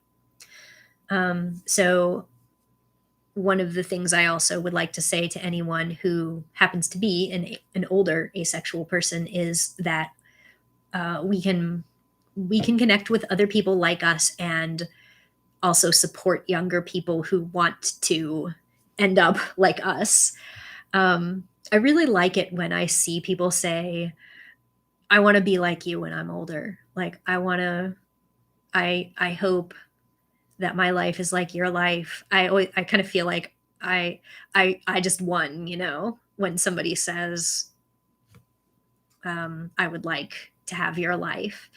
And I am so excited to be able to be that inspiration for someone, because I do get a lot of crap online. I do get a lot of, as mentioned, just so many, I'm so sorry for you. That's so sad. That's so sick. I hope this girl grows up. Or, the dismissive crap where they're just like, oh, this lady is just blabbering. In 2 years, she's going to be married with kids and she'll shut up. And it's so just disheartening to see that all the time. It's so affirming when I see some of you folks, saying that you think that I'm cool and that you would like to be like me, and you don't think it's like embarrassing or whatever that I ended up like me and you would like to end up like me. That's nice. So if you are an older person that is of this description, like embrace that, be that for the next generation, because I'm loving it. So I'm going to go back to the chat before my last little vignette here. Let's get the old lady glasses on. How about that? I hope that one of my thumbnails shows up with me doing this, having the glasses on. Unless you personally like choose what thumbnail you're going to use, like it'll just pick one, and I usually just go with one of the ones that it chooses. So let's see.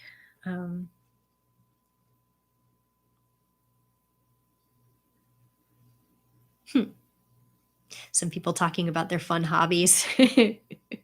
I've got some hobbies. I'm weird.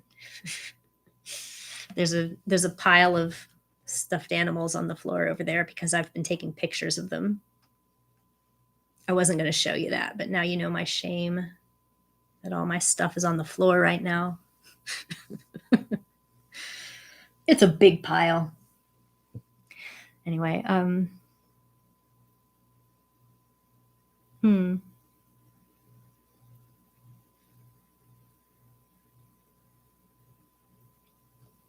Okay. Some folks are talking about their experiences with psychiatrists, and it's great when you are able to actually get a mental health practitioner to understand you and actually agree with you. And, the good ones are listening. Actually, when my second edition came out of my book, when it came out in paperback, I had an opportunity to revise some of the stuff, and I put some more resources for mental health people in there because I felt like, okay, some of the people who are reading this might be folks who want to understand asexual people in that context. And I want them to have some more resources to understanding their asexual and aromantic clients so that they won't be the ones passing on those damaging messages, right? So some of them are already listening properly and doing their job properly. So I don't want to bag on like that community of professionals because they definitely are not all bad. It's just gross when we're like sent to them to like straighten us out and figure us out and change us. Oh. Someone points out women can be sexually aggressive too. It's not just men. Oh, absolutely. Yeah. I mean, as a woman, most of the aggressive come-ons that I've had have been from men because heterosexuality is popular. But yeah, especially my ace male friends have talked about like the super ridiculous amount of grief that they got from the women who liked them. And, especially the way that shame can be used against men because it's so wrapped up in, I guess, masculinity culture that you're supposed to be a horn dog, and it's like sexual success is tied to worth as a human being for many men, and you can really internalize that. And even if you're kind of not, it can still cause a lot of rifts and frustrations with personal relationships with women who expect you to express your love for them in sexual desire, and that doesn't happen for some asexual men. So it gets people in hot water. And somebody of any gender can say, oh, you don't really love me if you don't have sex with me. So that definitely happens. Hee hee.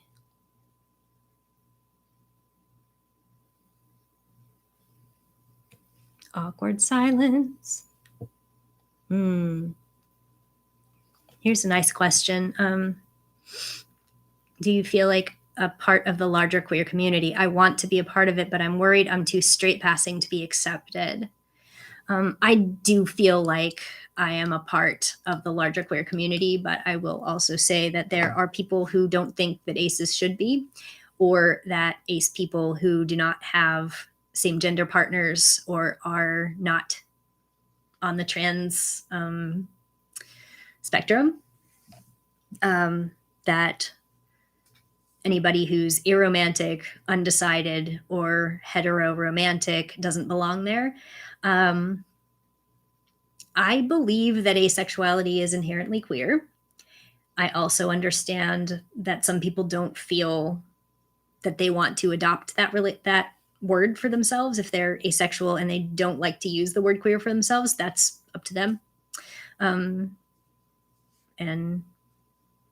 identity is very personal. But as for like almost everybody that I have talked to in the community, the broader LGBTQ plus community is they have been supportive, they have been inclusive, and it's becoming more inclusive these days. And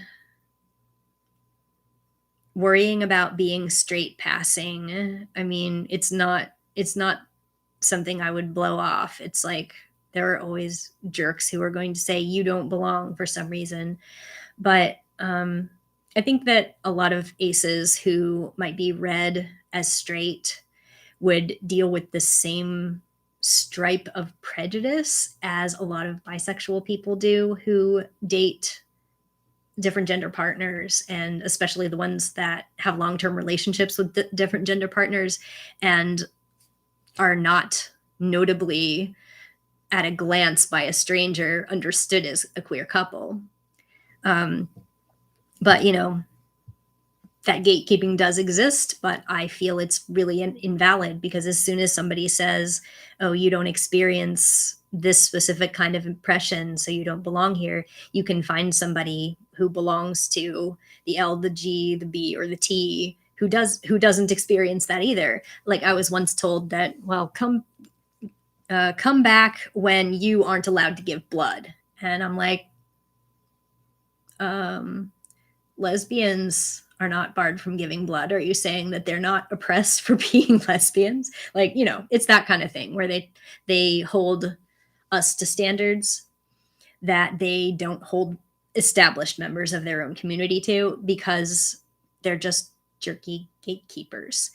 Most of the community is not like that. And any event that I've had that wasn't just an ACE event was paired in some way with larger queer advocacy, and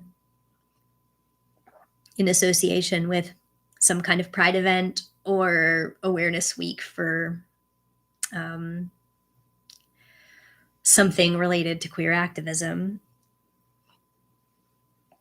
We are natural allies, regardless of what stripe we are, because we have all been harmed by heteronormativity, and that's the thing that's bullied all of us. So it doesn't really make sense for people who have been bullied by the same overall concept of in society to fight with each other.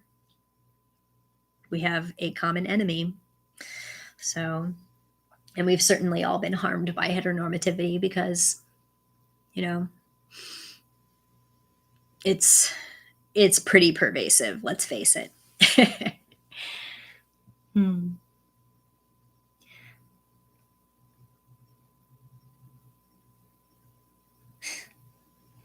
I just had some issues with the thing refreshing, so I'm trying to go up in the chat to make sure that I don't miss some things that might have been relevant. Okay, I think I got back to where I was. Okay, what do folks want to talk about here?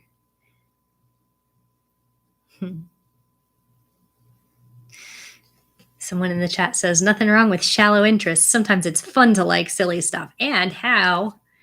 I love silly stuff, but you know that.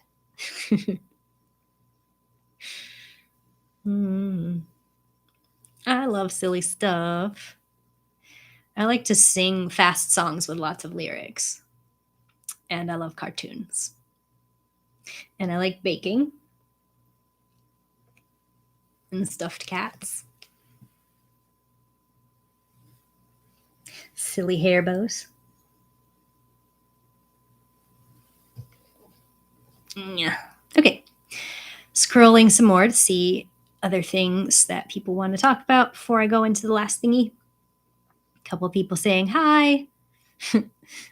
Someone asks what animes I watch. Well, I don't watch that much anime anymore. But the most recent anime that I got into and really liked was Keep Your Hands Off Aizoken. I don't know if you've seen that, but it's really cool. But I really like Tenchi Muyo. 90s anime for the win. And I love Eye Shield 21. Oh my God, so good. And I like some old school Sailor Moon. That stuff's good. What else? I like some weird ones, though. I like Haibane Renmei. I like that one. That one's depressing as heck. I'm probably forgetting some really obvious ones, though. You ever seen... have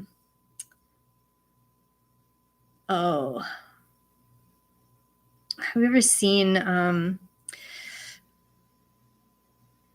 I think it translates as like He Said, She Said or something like that. There's a really interesting anime that I watched that was about, it was just like really long drawn out basic romance, but it was so interesting. And I like Kodomo no Mocha, which translates as child's toy. It's really good. So thank you for the compliment on my glasses. Someone likes them. Thank you. I should put them on so I can read this better. Someone says that their Wi-Fi went out during this. It should go, when I end the stream, it'll get uploaded to the channel and you can rewatch it. So you can find the part that you missed, but I'm sorry. I hope my Wi-Fi doesn't go out because that would really suck for everybody. Let's see. Boo. Happy Ace Week, folks. Yay. Some folks talking about solitude. Yes, it's great. One of my longtime viewers and one of the people that participated in a lovely interview with me was saying, hey, I was busy fighting with aphobes on Twitter. So hi.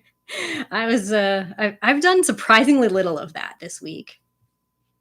I am so surprised because I said a lot of stuff on Twitter this week. I was kind of expecting to get attacked by radfems, but apparently they went after Yasmin Benoit and she had to take a break for her. Some of y'all probably saw her really cool asexual themed lingerie line with what was the name of that company? I think it was something like Playful. Can't remember the name of them. I don't wear lingerie, so it's kind of not my jam, but I really like the ace flag colors on her. We're going to be on a panel together in a couple of weeks, but that's pretty cool.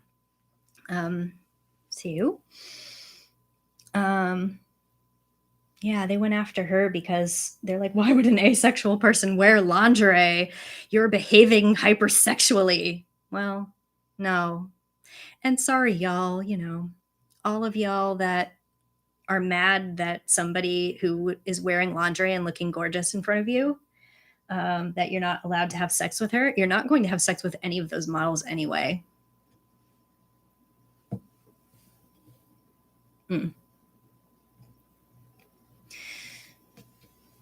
One person asks, how do you deal with people saying being ace isn't an orientation, a lack of something is not an orientation?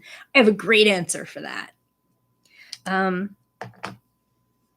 My favorite answer to that is that it's not the same as not having an orientation, because if you have a multiple choice question on a test and you have the question and then you have answer A, answer B, answer C, and then D says none of the above.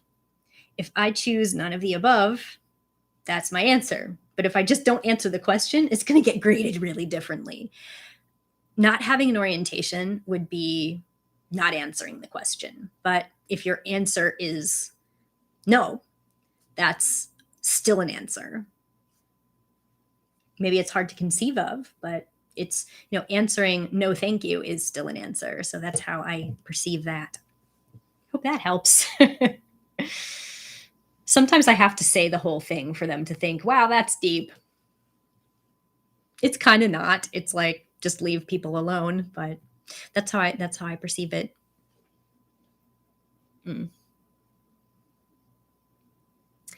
So what else are people saying? I think I got really behind because a lot of the chatter in there was stuff that I said what feels like a long time ago.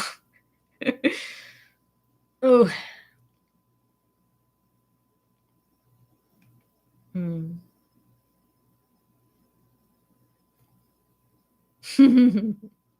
I love one of these comments when we're talking about hypoactive sexual desire disorder and other things that you can be slapped with based on what gender you are.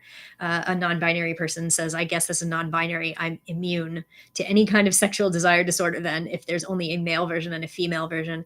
Honestly, I think that they would probably make an assumption based on your genitals, because I think the one that applies to male sexual arousal disorder or whatever, it's specifically talking about sexual responses that they assume are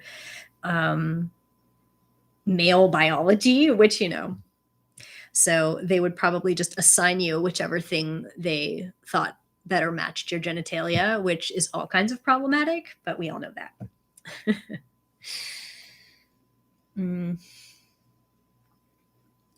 And one person talks about feeling bad for being aromantic and less of a candidate to help other aces. See, I'm aromantic and I feel like I'm helping other aces, so you can be like me and be cool. I hope. But yeah, like, it would be nice to be there for someone and be their like dream partner or whatever, but if they're not yours, then it doesn't work. Oof. Yeah. Here is a question someone asks. What does life look like for you and others in your 30s and 40s without kids? I'm in my mid-20s now, Aero Ace, and have trouble picturing friend groups during this stage of life. Oh, yeah. I went into it a little bit earlier, kind of talking about my friendships being very important. But I still hang out with friends. I still do things with friends, and it's kind of a mix of ages. Some of my friends are older, some of my friends are younger, some of my friends have kids, and some of them are married, some of them are divorced, some of them have always been single. It's quite a mixed bag over here. But I'm not an incredibly social person, so I don't really crave like the local friend hangout.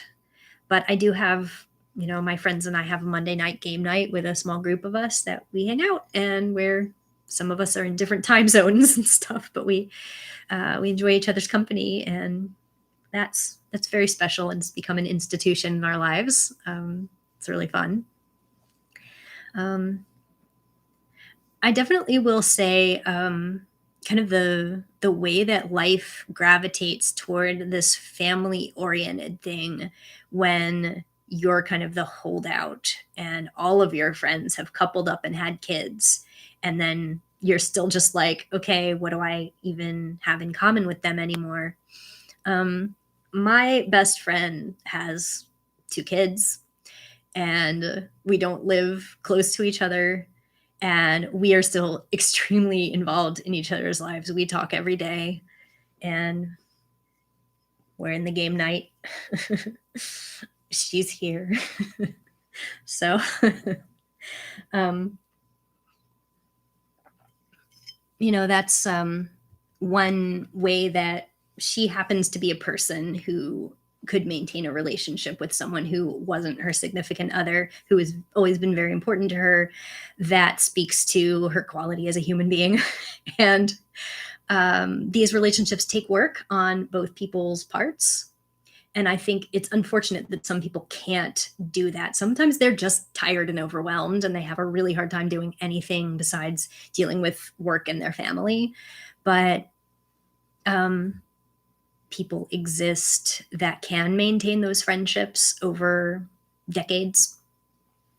And my life as a 40 plus woman includes people who have been in my life for more than 20 years, several of them who are very dear to me. And it took work to stay in touch. And sometimes there were rough patches and a lot of separation and a lot of, I guess, pressure and confusion from outside. But I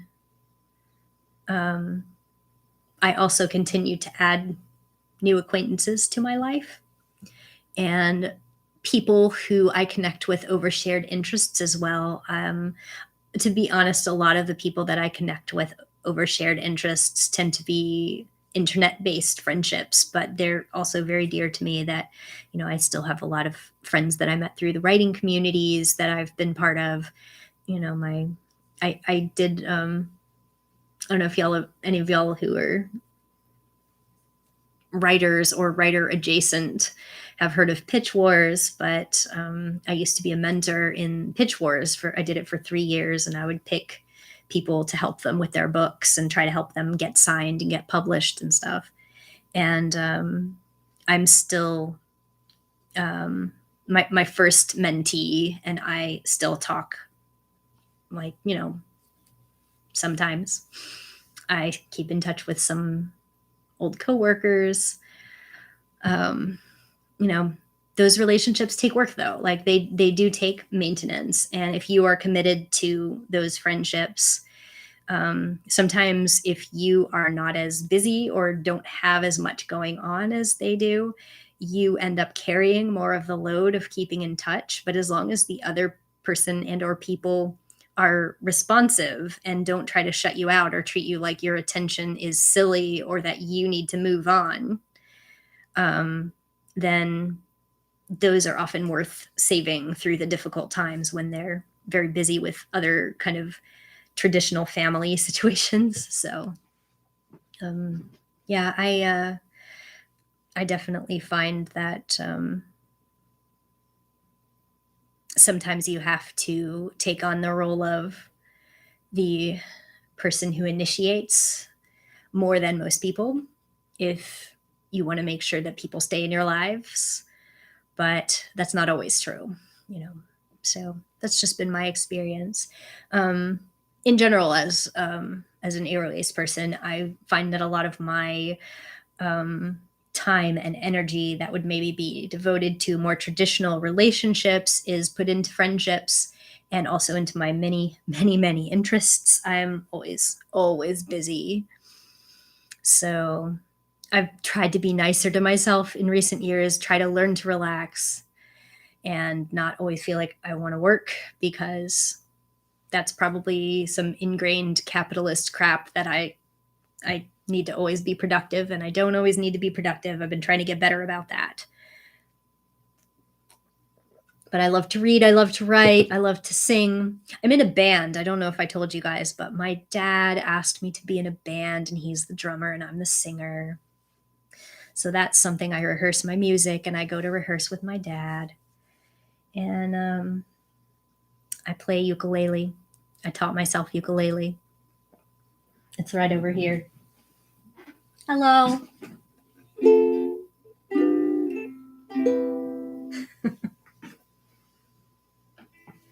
So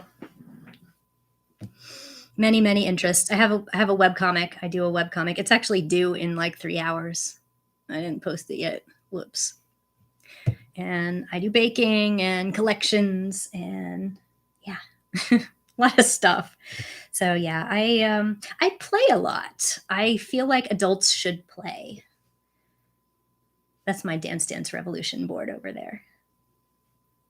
I feel like adults should play more than we get to, and we're shamed for playing unless it's like either going out and getting drunk or watching sports, or I don't know. There's certain ways that adults are allowed to play, but I play in a lot of ways that I never, quote, outgrew, and we deal with shaming over that too sometimes. but you get the idea. I have fun. I really enjoy the ways that I get to play. So you can play. All right. I'm going to look at a couple more chat things. Then I will say the last part of my planned stuff. And then I guess we'll just chill until I need to go and do some webcomic stuff. Oh, I have a pencil case that's shaped like a shoe. Isn't this cool? This is a pencil case. It has all my pencils in it. That's pretty cool, isn't it?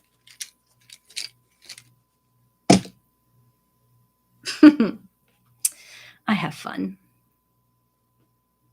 Let's see. Someone says they're working on a show and the main character is Ace. I hope that you get your show. That is awesome. I would watch it, most likely. Some people talking amongst themselves. Someone has shared a story of having their mental health person, their psychiatrist, go look for more information about asexuality when exposed to it in their therapy. And I'm like, oh, wow, somebody who actually wants to learn. That's great. That's great.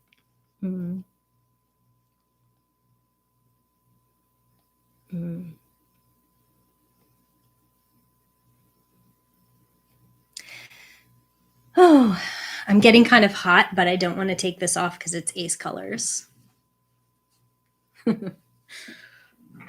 It's from Target. Someone says they want to do an asexuality related webcomic, but they don't have enough content. I draw it the same day that it's due, so you don't have to have a backlog. Yeah, my webcomic is called -1.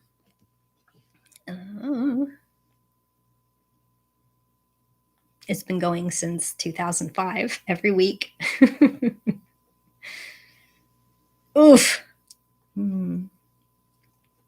I see someone saying that they have a lot of trouble imagining the future because there's too many ways they don't fit into stuff.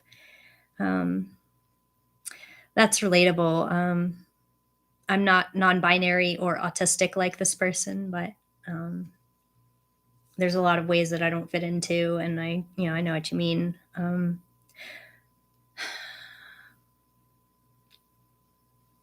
I think I don't know if there's anything that I can necessarily say to make that better. Like, I think that it's a journey, and I think that it really just starts with being honest with yourself about what you want and not accepting that you should be ashamed of those things. So, and that's hard because you're going to get a lot of the opposite message, maybe from people you really care about. And that's really hard. And I definitely relate to that. So it is hard to imagine, but to be fair, I imagined what I wanted, but I didn't think it would be possible. There was actually a point in my life where I thought I would have to get married, that I would be talked into it or I would be pressured into it, and I would just, I would have to say yes, and I would just end up somewhere. I don't know how exactly I managed to get to kind of the mind space where I was okay with, not listening to those messages. And I think it really came when I decided it is okay. This sounds bad, but it is okay to hurt other people if they're hurting you, if their expectations for you are harmful, that it's okay to reject them, even if they're going to be hurt.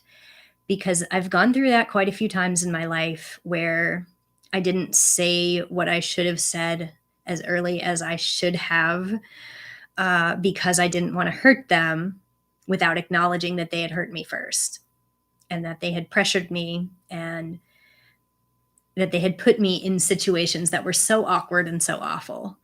And I still felt like I had to be good to them. I had to be fair to them. I had to be nice.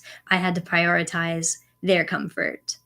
And I've gotten more comfortable, for better or for worse, hurting people if I have to make them stop hurting me. And I think that that is a skill. But I also think that I have developed some diplomatic abilities that I don't have to completely destroy the person, and usually can continue to have a relationship with them, even if it's not the relationship they demanded.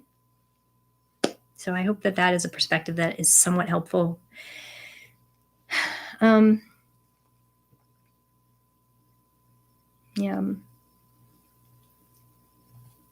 Let's see.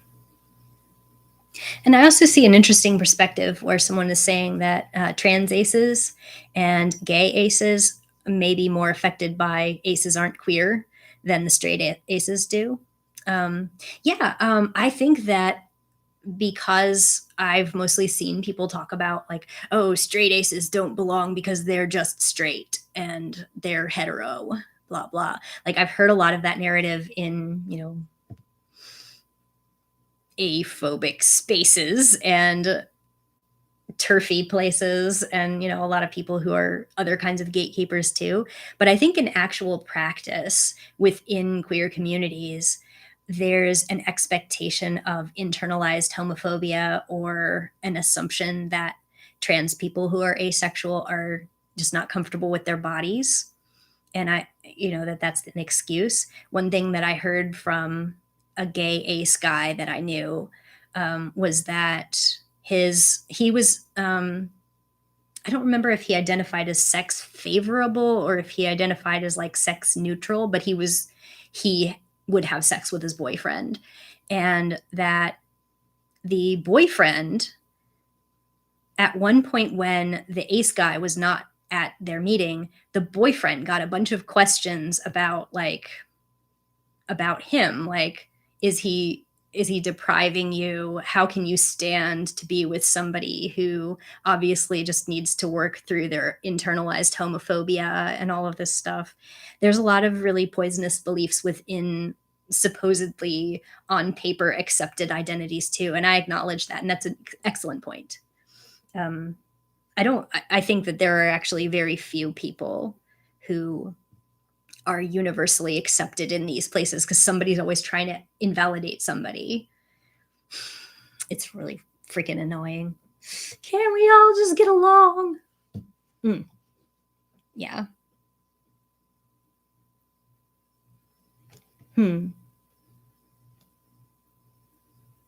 Here's someone asking an interesting question about do I think representation is over focused on entertainment?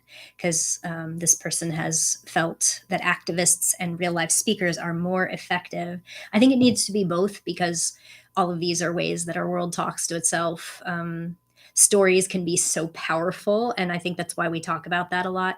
You see a lot of people talking about identities and personality aspects, and I don't really know what else, like a lot of that kind of coming into somebody's acceptance sphere when they saw it on television and they said, oh, that's me. I never saw somebody that did or felt like I do. And that those stories are so like consumable by other people that when they're on some mainstream movie or television show, you feel like they make a big impact. And unfortunately, that also means that when it's an underrepresented population, people assume that you're just like whoever that is, or that people who don't look like or act like that are not that thing. So it's a problem when too many, well, I think with aces, a lot of times it's kind of autistic coded white men who get assumed to be ace or are spoken as ace.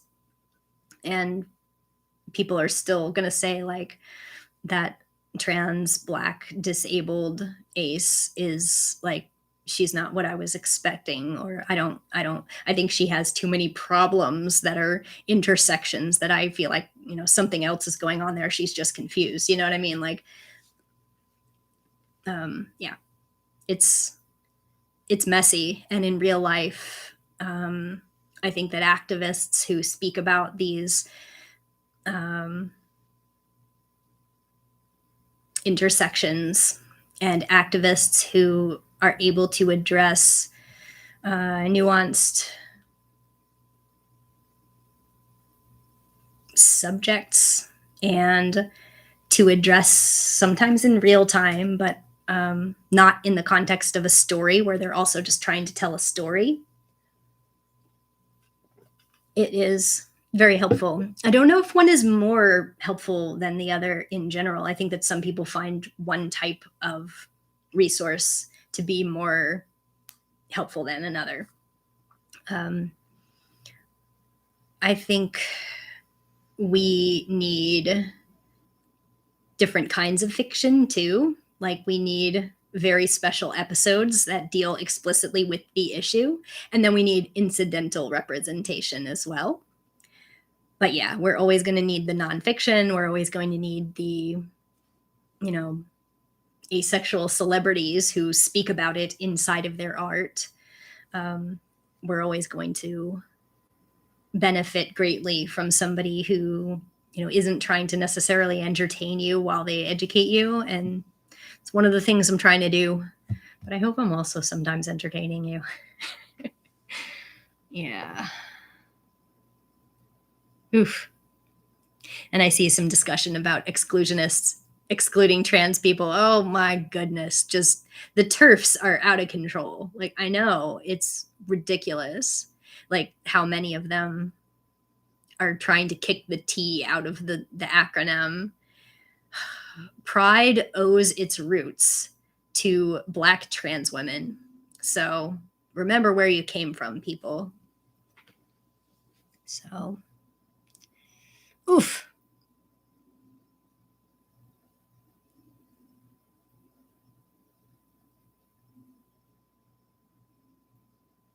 Wonderful.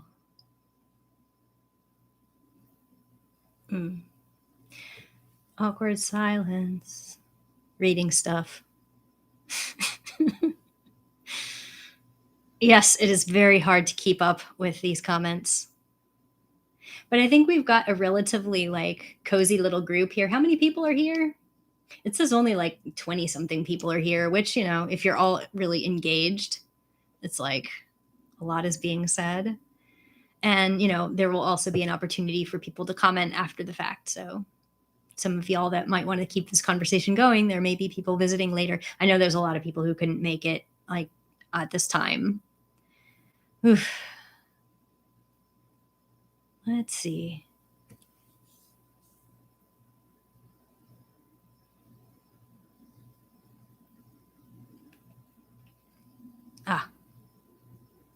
Well, someone is asking where you can find -1. If you Google -1 webcomic, you'll probably find it, but it's -1.swankivy.com. Woo! I also have another webcomic that comes out only once a month that's about being a writer, and it's soyourwrite.swankivy.com. So that is cool. Yeah, there's 800 something issues of -1, but it's a weird story. All right.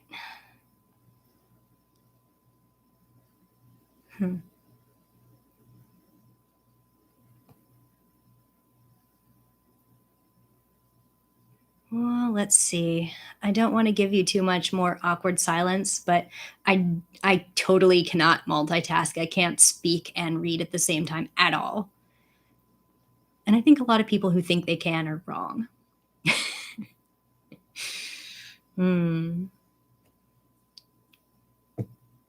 Ugh.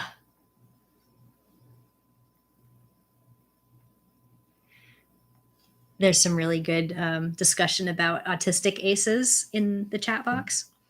So yeah, that's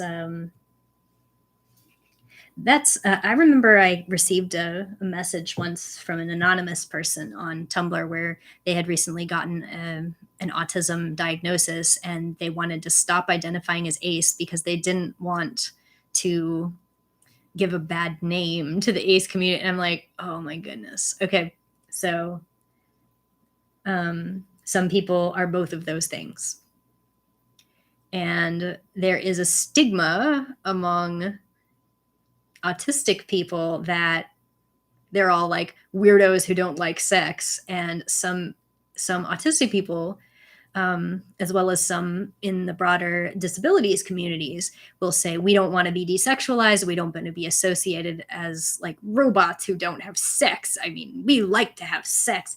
And then there are some minority of those group that don't. And then the reverse, where asexual people don't want to be assumed to be autistic, even though some of us are. I think both of those communities need to do more work to ensure that both of those groups feel comfortable in their midst. I think we could definitely do with some more education about fostering autistic aces and making them feel like, you know, that's an amazing flavor of human being. It's not like a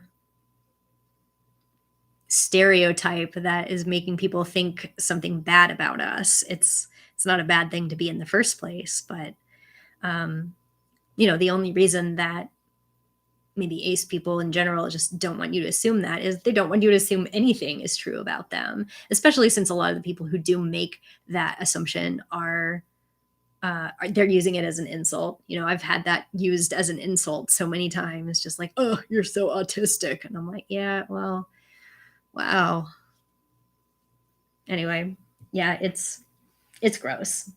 So, and I definitely think that some of the messaging that some folks unintentionally use in those communities, where they might be autistic communities or disability communities, who kind of their brand of sex positivity needs a little ace education sometimes. I've seen that occasionally. And some people are really receptive to that when I've tried to talk to them, like, hey, can we kind of revise how you're saying this? I don't want to talk over you. I don't want to tell you how you should talk to your community, but I do want to let you know that this is a perspective that can hurt either non-sex favorable in general or ace people.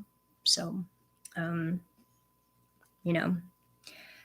advocating choice and advocating following your desire is what we should be focusing on, rather than saying that everyone desires this because it's part of being human. That's something you shouldn't say. All right. So, and if folks do want to connect and stuff, that's fine. Like, if you are sharing your contact information, that's good. That's if you feel comfortable doing that. But I also think that sometimes relationships can work for longer terms if you connect with each other in places that you're already going. Like, so you make sure that you see each other.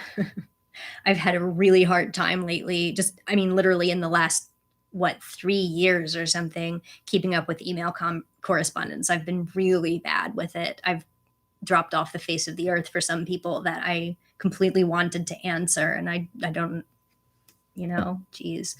But I'm pretty communicative in other places where I'm sharing content and paying attention to stuff. I'll respond more. So I'm just going to talk a little bit about dealing with detractors before I go. And this is kind of a focus on the older asexual / aromantic version of it. So let's talk about family members or other concerned parties who really want grandchildren or whatever, or are otherwise super invested in your sexual or romantic life because they think they have some claim on whether you produce progeny or something. What can I say about this? I have been fortunate to not have to deal with this in my immediate family. My mother is not pressuring me to have kids, although she does sometimes say things about how wonderful and life-changing having children was for her. And glad to be of service, Mom. Firstborn. But she has not tried to pressure me into having kids. She's just talked about how fulfilling it was for her.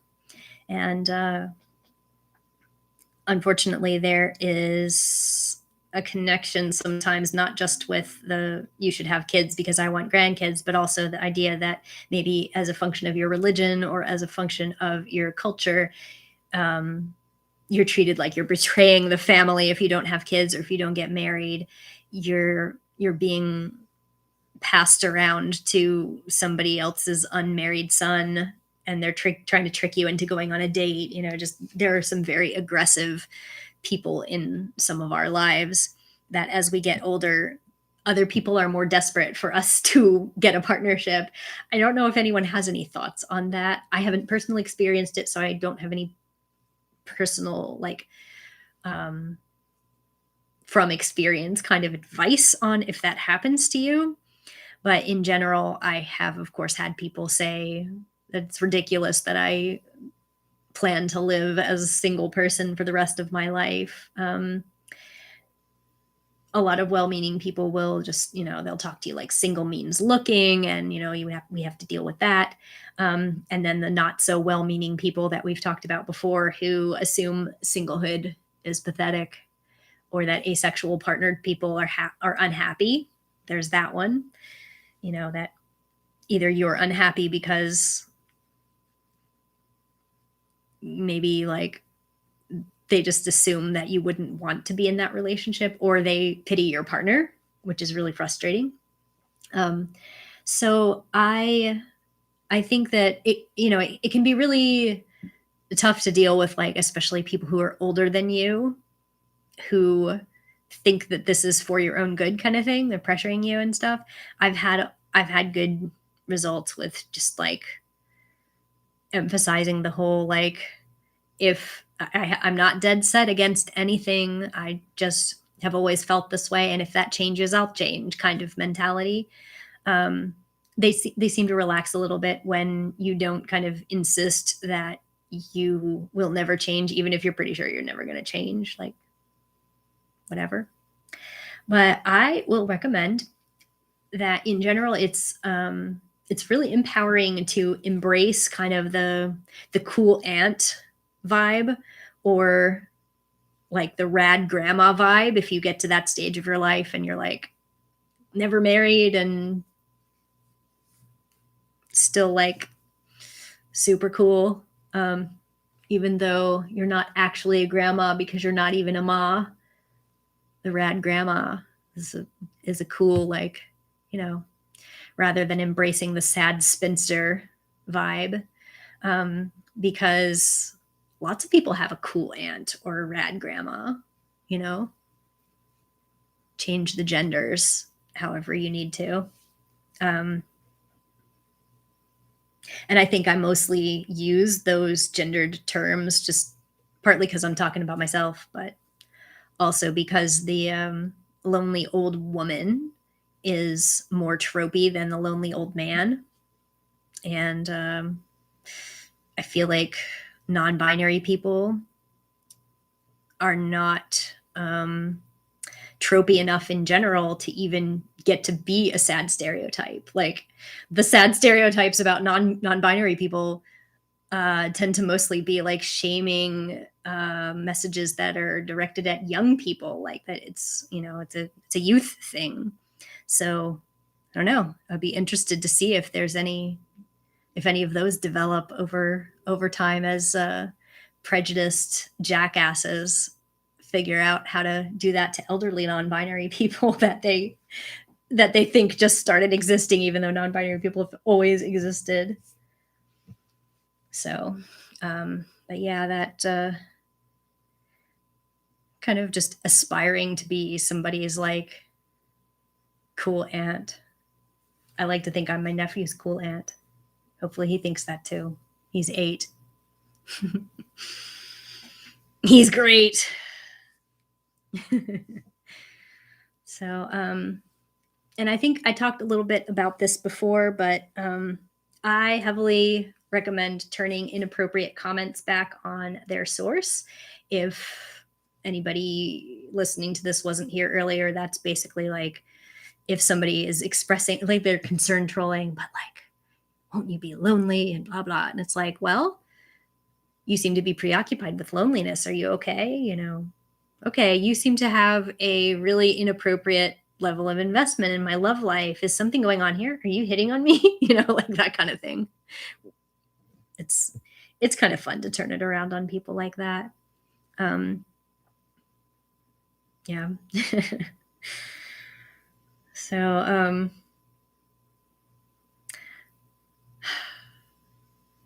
I've seen in those situations with the aggressive questioning,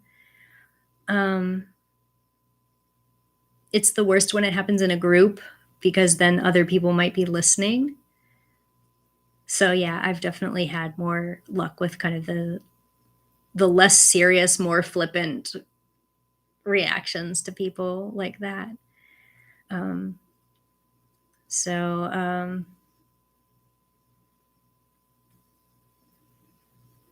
what can I say about, you know, I've had maybe during some uncomfortable Christmas parties and stuff at workplaces of old,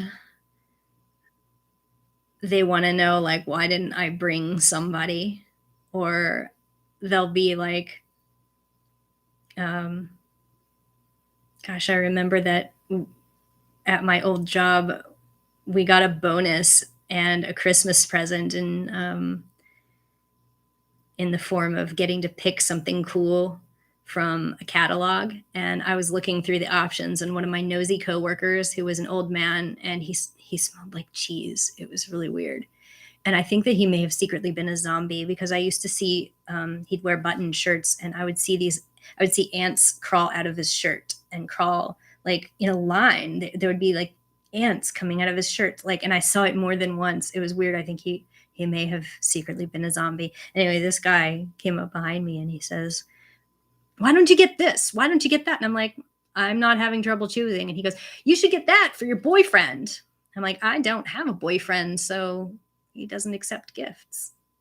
And he said, "But I thought that you brought a boy to our last Christmas party." And I was like, "Yeah, no, that was my friend." And he says, "Well, I had assumed that you were involved because, you know, it was a lady and a man. So obviously that was my man." And so he's like, "Okay, so you must have broken up." And I'm like, "None of this is what was happening." So, um, I said, like, "I could explain it to you, but I don't think you are going to get it because you're, you're telling me that this guy was my boyfriend and he wasn't." So, you know, he went away and took his ants and his cheese smell with him. Anyway. Ugh. I can't believe that's a real thing that happened. So, okay. So, yep. That is the end of my rambling about being an ace adult, she says, while stroking a fake cat wearing a big bow in her hair.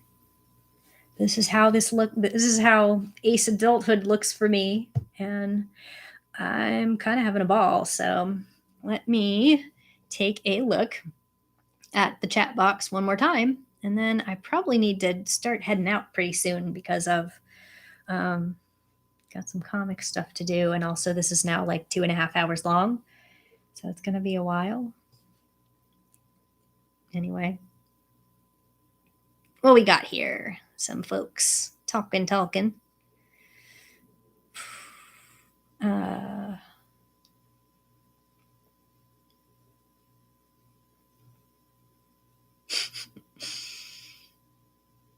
I'm glad someone likes my cat.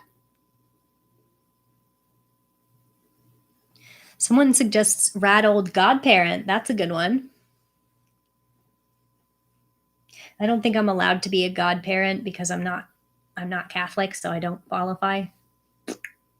But I think that's a generic term in general, like for some other people. So, boop.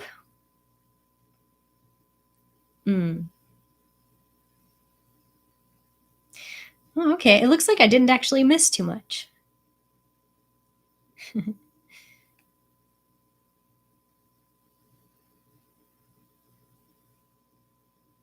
It looks like a lot of the stuff that I said, I totally like missed some of these comments about like the autistic and ace intersection, but it looks like that's kind of echoing more or less what I said about how both autistic and asexual people sometimes have members of those communities who don't want to be associated with the stereotypes of each other and therefore are being butts about individual members identifying as either of those things. Boo.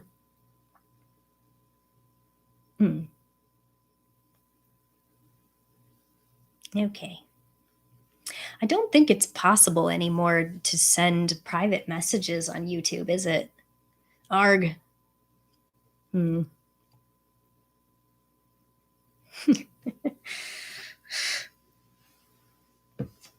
I'm glad some people really like that idea of being somebody's cool aunt. Like, I have a cool aunt, actually. She's my father's older sister who's an artist in New York, and she never got married and she never had kids. And my grandpa used to accidentally call me by her name, even though we do not look alike. She's tall, for one, and she has dark hair. I'm not tall. I am a not so giant woman. So,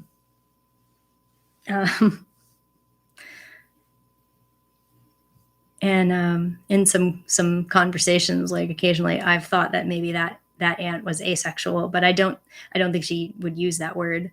It's just, she's identified with some of the stuff that I've said about it, so it's pretty cool. And I like having a cool aunt. So,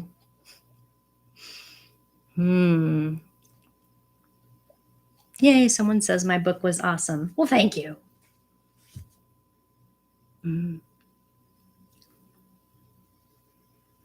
All right. Yes, Shorty Squad. So I'm gonna put my glasses on one more time for y'all's viewing pleasure. Check out that ace flag back there. I got that at an anime convention this year during that weird little oasis when we thought COVID was really going away, and then the Delta variant. Ugh. So, but I went to a convention and I wore a costume, 2 different costumes, and masks. I should look around and see if there's like an Ace Flag Colors mask. That'd be cool. So yeah, I appreciate all of y'all's attendance as well, and all of your involvement and the kind comments, and the fact that I don't think we had any trolls tonight. And I think I'm going to go ahead and end the stream, but there is also the comments are available. I think the live chat will go along with the video if people want that, but comments are still possible to be made if any conversations are being interrupted here. So I hope not. I just don't really quite trust myself that I've seen everything. So if anyone does have a question that I rudely ignored and really wants me to address, please go ahead and write in there. I had a really annoying problem last time that I wrote back to a bunch of comments and they disappeared or they never posted or something. I don't know if it was a glitch or what, but I was just like really mad because some of them were really long. So, all right. Happy Ace Week, everyone. I know it's kind of almost over, but I hope you have a really good Halloween too if you celebrate that. I am going to sit in my garage with candy and non-food stuff for the kids that, for whatever reason, don't want or can't use candy. And that way I'll be outside and be able to give them stuff, and hopefully I'll have trick-or-treaters this year. Yay. And I might make some pumpkin brownies. Happy Ace Week, everyone.